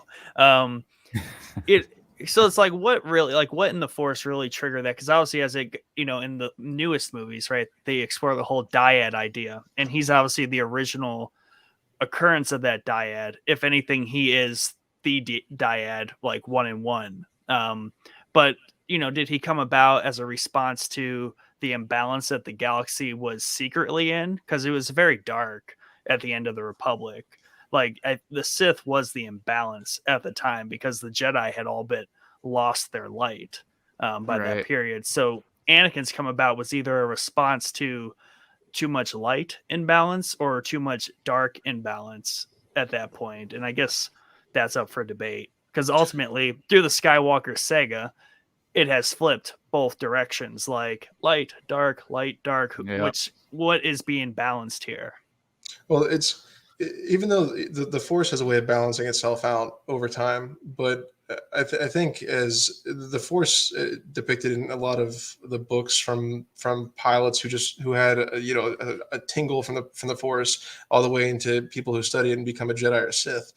The Force acts as an intelligent being, and sometimes, even though it knows the grand outcome of things, it itself will put something out there to say, well, I'm gonna put this here. And if you choose this, I'm going to have it go that way. And if he chooses this, I'll have him go that way. So everything is time sensitive. The Force isn't going to just like pop out like a teenage kid and have him have everything. It'd be like, skilled and powerful. Anakin was, in my opinion, sat there so that the Force could study everything and see what was going to happen and use him as a tool to take him left or right and balance him and sway it the way they needed to. And that's just how I've always seen it anyway. But I think that's the most logical reason for how questionable everything he was and what everyone sensed in him too. Everyone saw potential in him because he had potential to do whatever the Force needed him to do at the time to progress history. Yeah, that's a great breakdown of it, actually. Yeah, I never thought about it that way, but that's perfect. So we have a comment here from Vengeance. Hello. Says hi. Hello. I have a question. Ask away, and we'll try our best to answer it for you. Before we get too much further in, by the way, all amazing points that you guys made there. Again, I find myself just sitting here in awe of what is being said, much like when Casey and Tim were on, just like, oh, tell me more. But we do have 2 more comments in Discord for our Answer the Boys. So I'm going to go ahead and read what Mel had to say. She says, honestly, the moment when Anakin walks into the room with the younglings and ignites his lightsaber, say what you want about the prequels and about whiny Annie, but that single moment was such a pivotal turn for the character and the series, much like Nick mentioned earlier. It showed just how far he had truly fallen in a way that I'm not sure what else could. Anytime someone mentions Order 66, even when joking, that's the single image I see in my head. Very understandable. She goes on to say, I'm conflicted about how it makes me feel, though. As someone who has dedicated a lot of time to cosplaying and getting into character as a Sith, it definitely is a moment of triumph and glory that shows the true might of the Sith and what they're truly capable of. But as a Star Wars fan, it's devastating due to the immense loss of life and so many great characters snuffed out in a single moment. But the fact that it is a moment that can be and has been revisited multiple times in multiple ways throughout the Star Wars universe of shows, showing different stories and sides to what happened on that day is amazing. And, excuse me, as PMFusion said above, that one singular order set in motion the events that propelled the entire story from the end of episode 3 and onwards. Even in the sequels and shows like The Mandalorian, they are still feeling the effects of Order 66 and the rise of the Empire. So, very, very, very good points. And Mel again with the fire comment there and Answer the Boys. So yeah, I mean, I feel like a lot of what she said there we've kind of already touched on in the show, but I know Jordan is a huge fan of the sequels. I don't know how he feels about The Mandalorian, but like what effects do you see like trickling out into those pieces of the franchise from Order 66 or yeah after yeah Return of the Jedi? Order yeah 66 Order slash 66 Palpatine. yeah Okay. Well, there's two instances that happens. I'll keep Order 66 as a pivotal point here. Order 66 was, if we go back to think about the Cretaceous, Jurassic, or Triassic period, the idea of an extinction event happening, destroying the dominant life force that's kind of ruling the major amount of land, dinosaurs being taken off, the major predatorial creatures just wiped off. We have to look at that as the Republic and the Jedi. They held the single-handedly strongest bastion against everything as a collective group intellectually, and they were the generals of the military at the time. After that's wiped out, you have the other species, mammals, all these other ones coming out and being able to find their place a little bit more. What Palpatine tried to do was rule what he could with an iron fist, and obviously that grew into economically controlling different planets and almost creating a massive military industrial complex where you were born and bred into a system to either contribute through physical labor to make the empire grander, or you join it and your boots on the ground for it. And that's the rise of, I guess you could say, the next type of quick species to go along with it. But the rebels undermined that, obviously, and always found a place in the galaxy to find their own little stronghold and hide out. And Yavin, Hoth, all these different far-reaching areas that the Empire would. In the books, they usually patrolled it with a star cruiser, a star destroyer, whatever you want in that area, but they couldn't actually have a full military presence there, and that allowed them to slip by like this. So after the rise of the rebellion, and they undermine the idea of what the Empire tried to be relatively quick.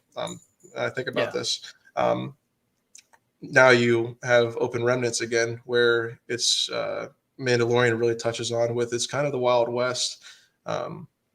You think about it, like after the Roman Empire was destroyed, you had little cells of them around different areas trying to keep it established. You see that with the Empire and Mandalorian.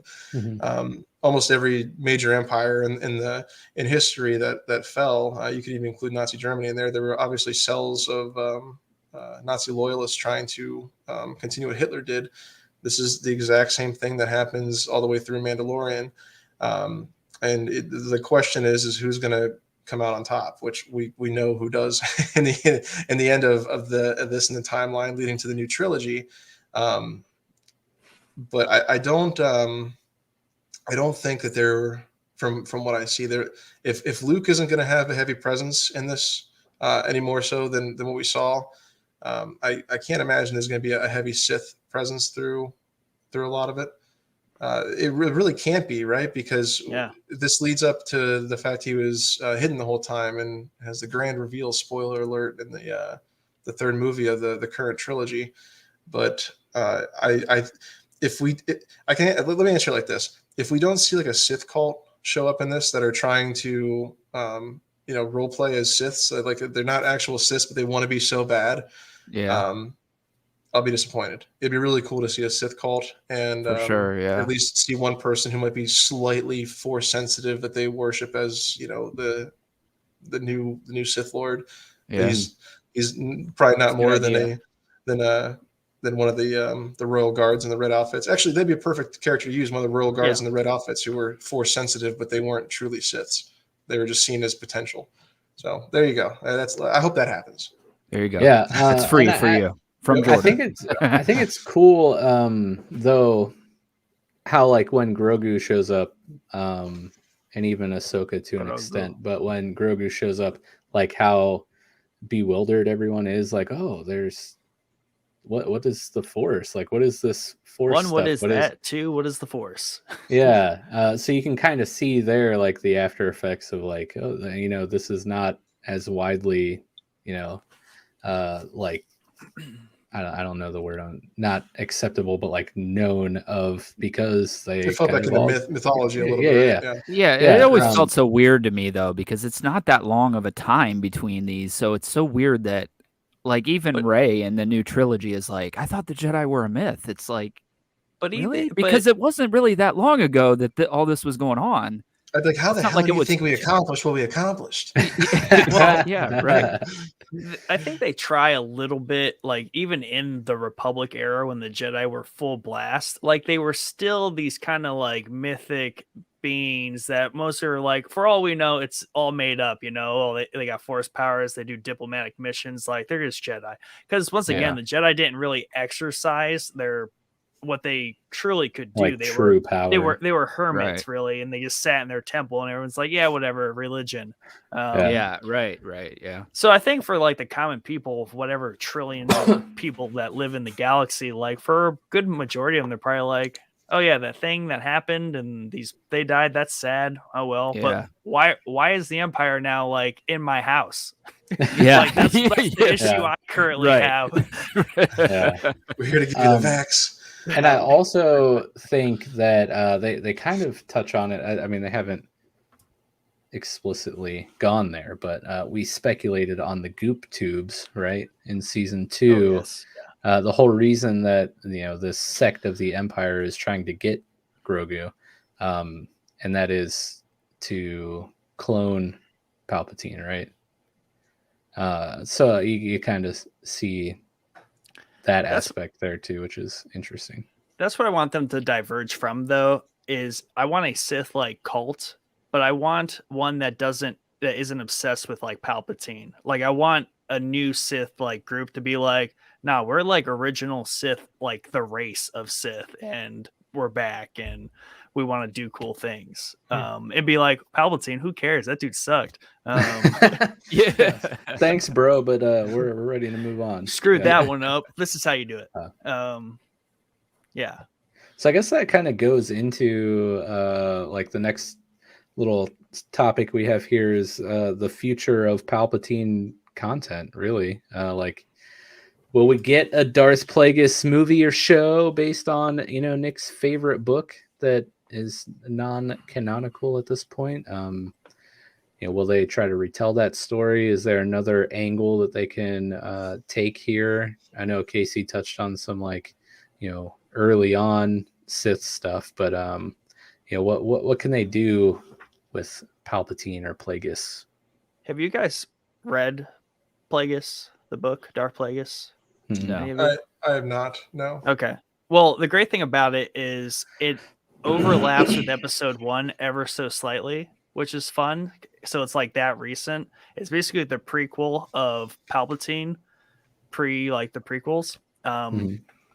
And it's kind of like Star Wars, like Machiavelli, in how it explores the, you know, underhandedness, the secretive, the political and financial, like, inner workings of the galaxy. And it's Plagueis and Palpatine kind of doing their schemes, both as Sith, but both as like open in the public figures. Like Plagueis is a prominent member of a very rich banking clan family, and then like Palpatine is basically Naboo royalty and becomes, you know, senator and all that kind of stuff. So it's a really cool story, and they get into a lot of like the minutia of pre the fall of the Republic.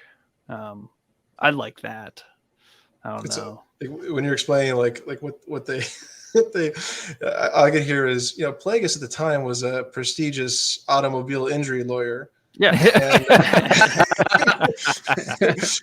Hurting a car. I just see it like it just modern day Western civilization.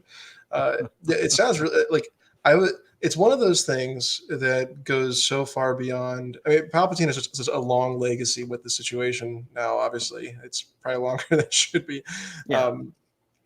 To go into that, you really risk having a movie when you're like, this is why he's the way he is. This, you know, like if that went wrong, that would be like the most catastrophic thing to happen. That's true. But I'm not saying if it wasn't, it couldn't be amazing. It could be amazing. Especially you could put this spin on, like you could actually root for him, right? And like the idea of what he's trying to do a little bit. But obviously Naboo is a pretty peaceful place. And if you're trying to destroy that, you got issues. His upcoming is very interesting with Plagueis is kind of like his mentor. Even before that, he's basically a pretty rowdy dude, period. Not even being a Sith. But another thing that book explores that is super intriguing to me, and I don't know if it's explored much elsewhere. It has to be, because Star Wars is largely based on real things. But it explores like the idea of truly being an emancipated being. And Plagueis pushed Palpatine, and they were both in the same boat, so they were in the same boat. Plagueis pushed Palpatine to becoming a fully emancipated being. And what that means is that there is literally no connections to anybody else to create any sort of emotional weakness or attachment. Okay. So it'd be like, imagine if you or any of us had zero family, zero connections to anything.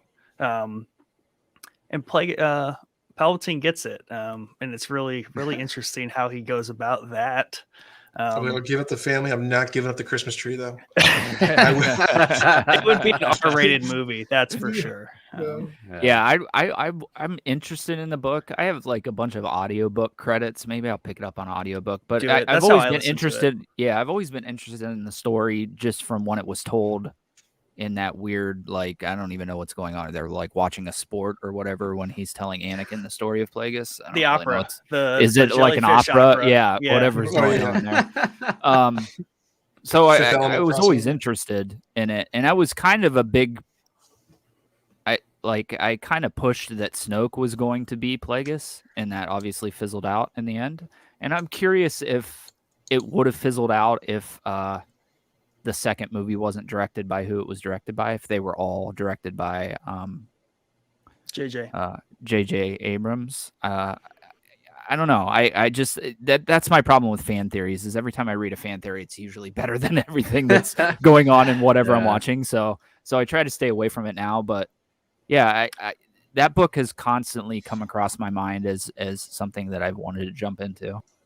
Plagueis or Palpatine would create a clone to stand in his place that looks like Plagueis because he's twisted like that. He's like, "Ha, master, look at you now. You're just a stupid meat snack." Right. That's funny. Have you guys ever watched Wolf of Wall Street? Oh yeah.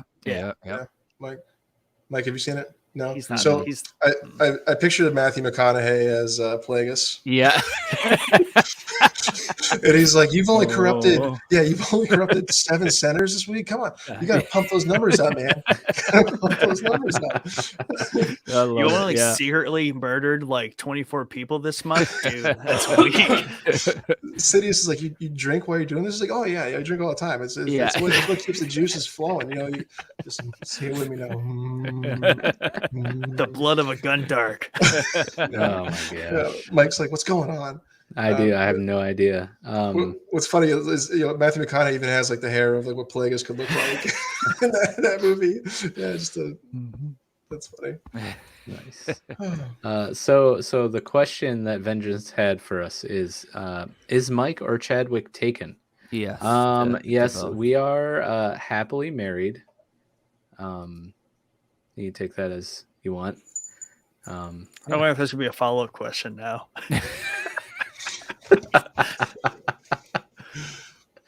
Yeah, we'll leave that there.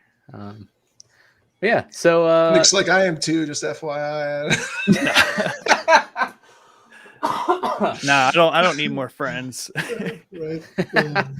Now that I completely derailed what was going on, Chad, why don't you tackle the last Answer the Boys comment we have here from Rachelsholiday?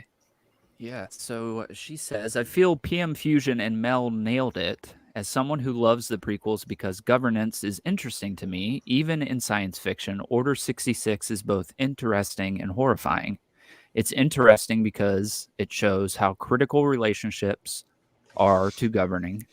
Anakin wasn't bound to carry out Order 66 as the clones were, but because of his relationship with Palpatine, he still did his part without even realizing it.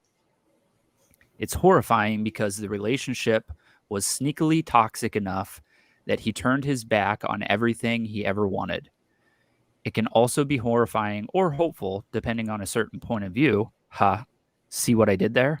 In general, because the actions of a relative few can make such a huge difference to a lot of people. Yeah, it's very good points. You really sold the excitement of the ha. Yeah, also. Yeah. Did I? Ha. It's great. That kind of reminds me of like the first few times, or the last few times Chad's been on, where I'll be like, "So, how are you doing tonight, Nick and Chad?" And Nick's like, "Oh, I'm doing great," and Chad's like, "I'm really excited to be here." Far be it for us to call you a liar, Chad. Yeah. But yes. Anyways, Can you imagine being the child actor that was like, cut down during Order 66? Like you're at, like at the dinner at the bar, you're talking to a girl, you're like, yeah, I was in Star Wars. Like, who'd you play? And you're like, I need a couple drinks over here. Let's not worry about that. Just I was in the movie. I was in the movie. It's all you need. Credits. Flinchy kid. I was Flinchy kid. Yeah. It was good flinch. It was good flinch. It was. I'll give him that. He looks scared. I will say the relationship between Anakin and Palpatine there in Episode 3, it was really interesting to see Palpatine just manipulating Anakin like at every turn, and just really like pulling the strings to make sure that the turn happened the way it did. And even though I watched the prequels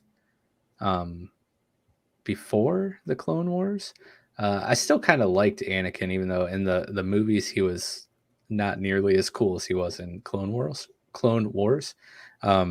It was sad to see that manipulation happen, because like Palpatine just had his way with that poor boy. It's true. Why you guys gotta go there? I mean, it's just the way you worded it, bro. It's not us. It's you. He does it on purpose. Don't let him. No, I know he does. I know he does. Most of the time I do, but I did not. I did not do it there.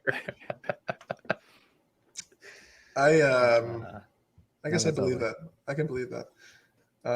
One of the biggest things with Palpatine when he's talking, if I was Anakin, I'd be like, I like what you're saying, but why is your voice changing when you say the very questionable parts? You know. He's like, I'm trying to be quiet to not disturb the opera. I'd be like, oh, okay. Plagueis. Mm-hmm. Who killed him? Not me.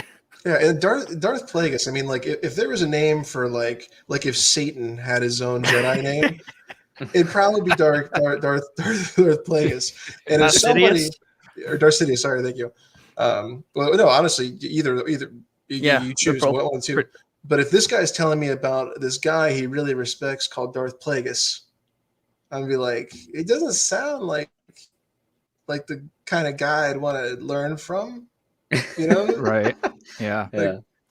Well, also, an aspect of like if someone being like, what Satan really got right. Let me tell you. I'd be like, I don't.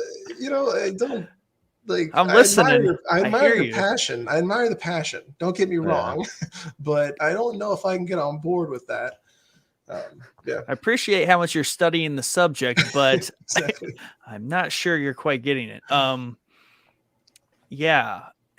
It's interesting that Anakin obviously was never the most studious student. And I guess I don't know, that it's just the red flag is like, hey, I can show you how to extend people's lives. Yeah. It's like, that doesn't seem right? Everybody, let me check really. If the genie doesn't want to do it in Aladdin, you probably don't want to do it in real life, right? He brought. I don't want to bring people back from the dead, but he never actually asked about immortality in Aladdin. Interesting. That's a good point. Mm-hmm. Anyway, it seems sinister in the end to any type of elongated life. I mean, vampires. Come on. But they're good guys. Yeah. Only the shiny ones. But yeah, I think we pretty much covered everything here. I guess the last thing we could do, just briefly here, is just talk about any of the upcoming confirmed Star Wars projects for 2022. We have Boba Fett, the book of Boba Fett, coming out here on the 29th. That's 21. That's I know. 21. A couple days. It's going to run into 2022. I think we'll end up getting season 3 of Mando in 2022, right? Yes. Hopefully. Yeah. Is Obi-Wan is 2022? Yep. What else do we got coming down the pipeline here? I believe Andor is either like the 29th of 2022 or Boba Fett of 2022. yeah, or it's 23 confirmed. I don't know if that one shifted, because originally when they announced like all those shows, they're like 20, 21, 22. They slowly kind of it's such dangerous territory. There's so many. I mean, I know we talk about it, and it's kind of like beat a dead horse, but there's so many different timelines that they're going to be launching at once, and it's just it's so dangerous for your average viewer who doesn't know a lot about these characters. Like, they'll be like, okay, well, where's this person during this timeline? Like, oh, he's not born yet. Yeah, you're looking at now. It's like in Spaceballs. What happened to that? We missed it. When? Just now. Go back. When will then be now? Soon. And it's one of those things like I have straight in my head, but like whenever like Mike just like asks, he's like, "Is this like the order?" I'm like, I don't know. I know it in my head, but I can't like explain it because I'm going to confuse myself. Right. Yeah. So as of November 10th, 2021, according to Yahoo.com, Andor should release sometime between July and September of 2022. So Andor should release sometime between July and or September. Hey. I got one cheesy joke. And I've gotten a few. You know what? You know what? That wasn't as bad as you're trying to make it out to be. Okay, it actually works. All right, it works perfectly.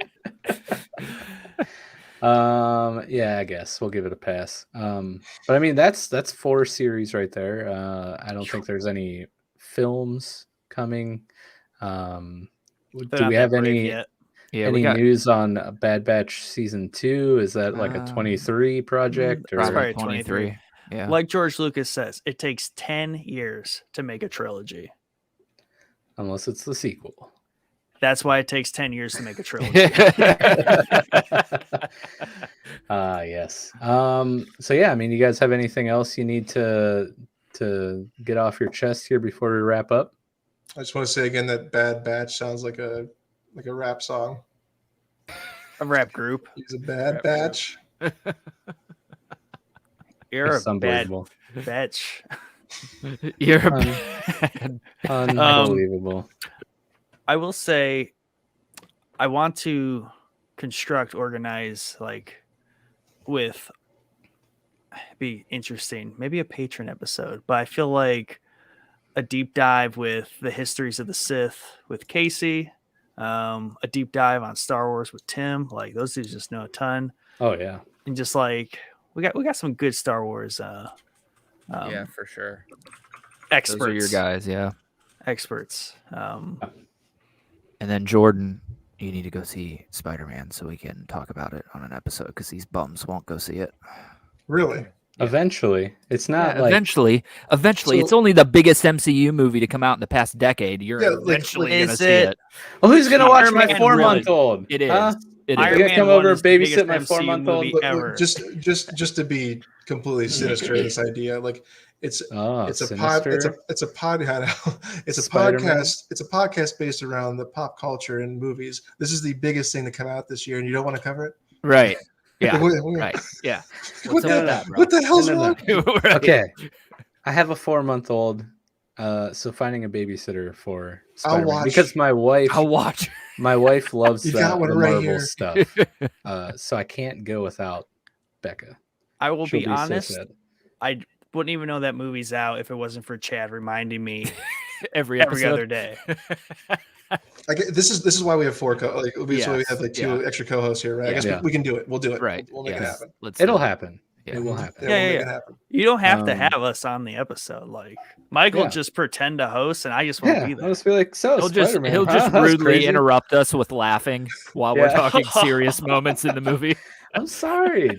Jordan ruined it with my culthood comment. So you ruined it with your culthood comment. You guys saw that though, right? You saw the hood. It looks terrible. I mean, this honestly, I thought it was a ponytail at the beginning of the episode. Like this is if I wear my hood right. Those come in colors now? No. Right? Yeah. It legit looked like a ponytail at the beginning of the episode. If you go back and watch the beginning of this, that's what I thought it was. Yeah. I mean, in some crazy ways, he kind of looks like a Jawa too. Yeah.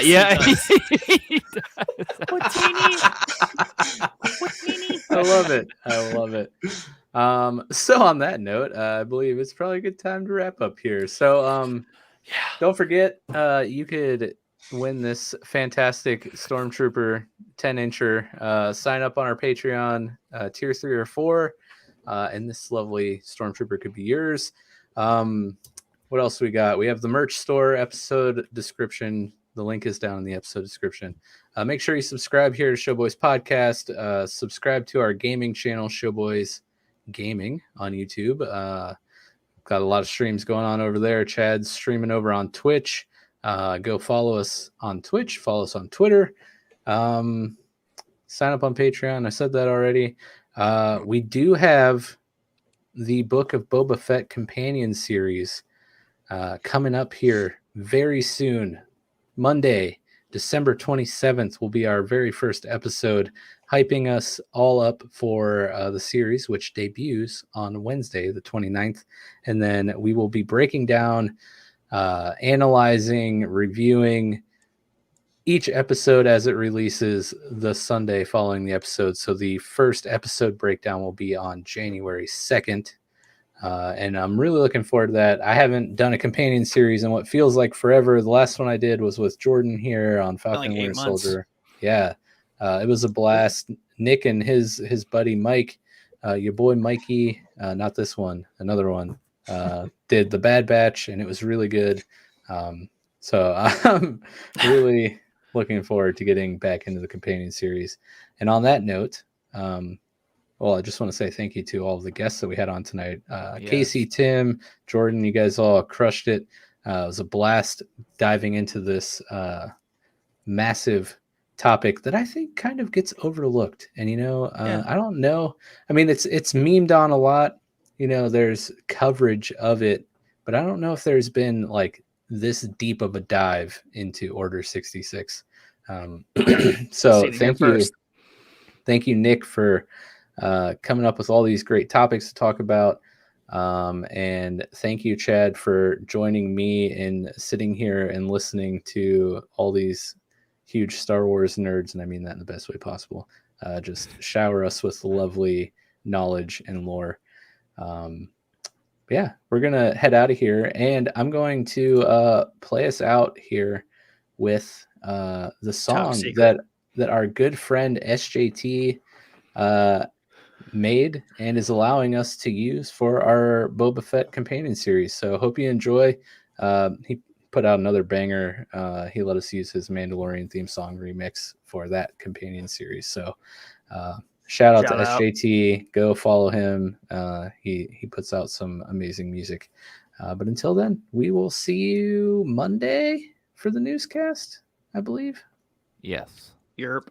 Awesome. And maybe on a game stream here coming up soon. So have a lovely night, everyone. We hope you enjoy this amazing theme song.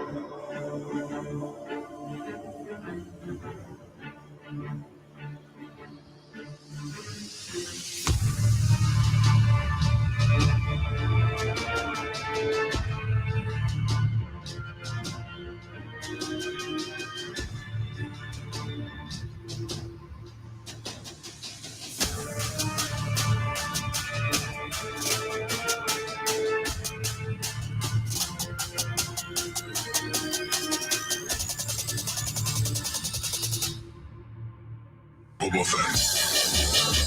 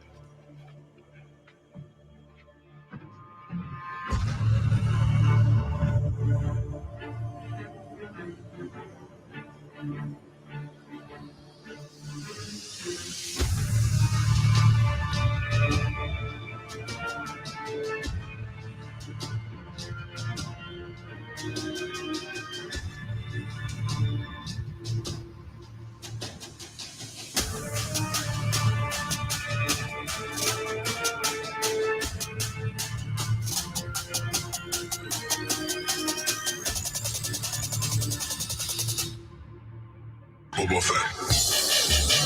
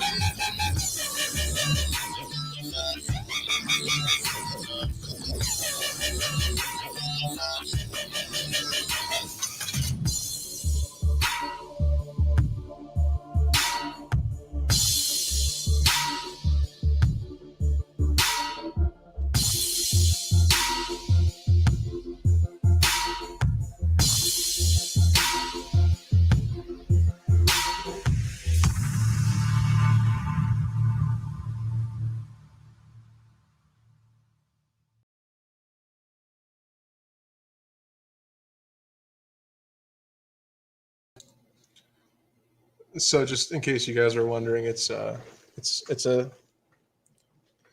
Snoopy Christmas sweater. I like the sleeves on that. Oh my god, yeah. I never really paid attention. I couldn't. We never noticed the sleeves. I guess I didn't really notice.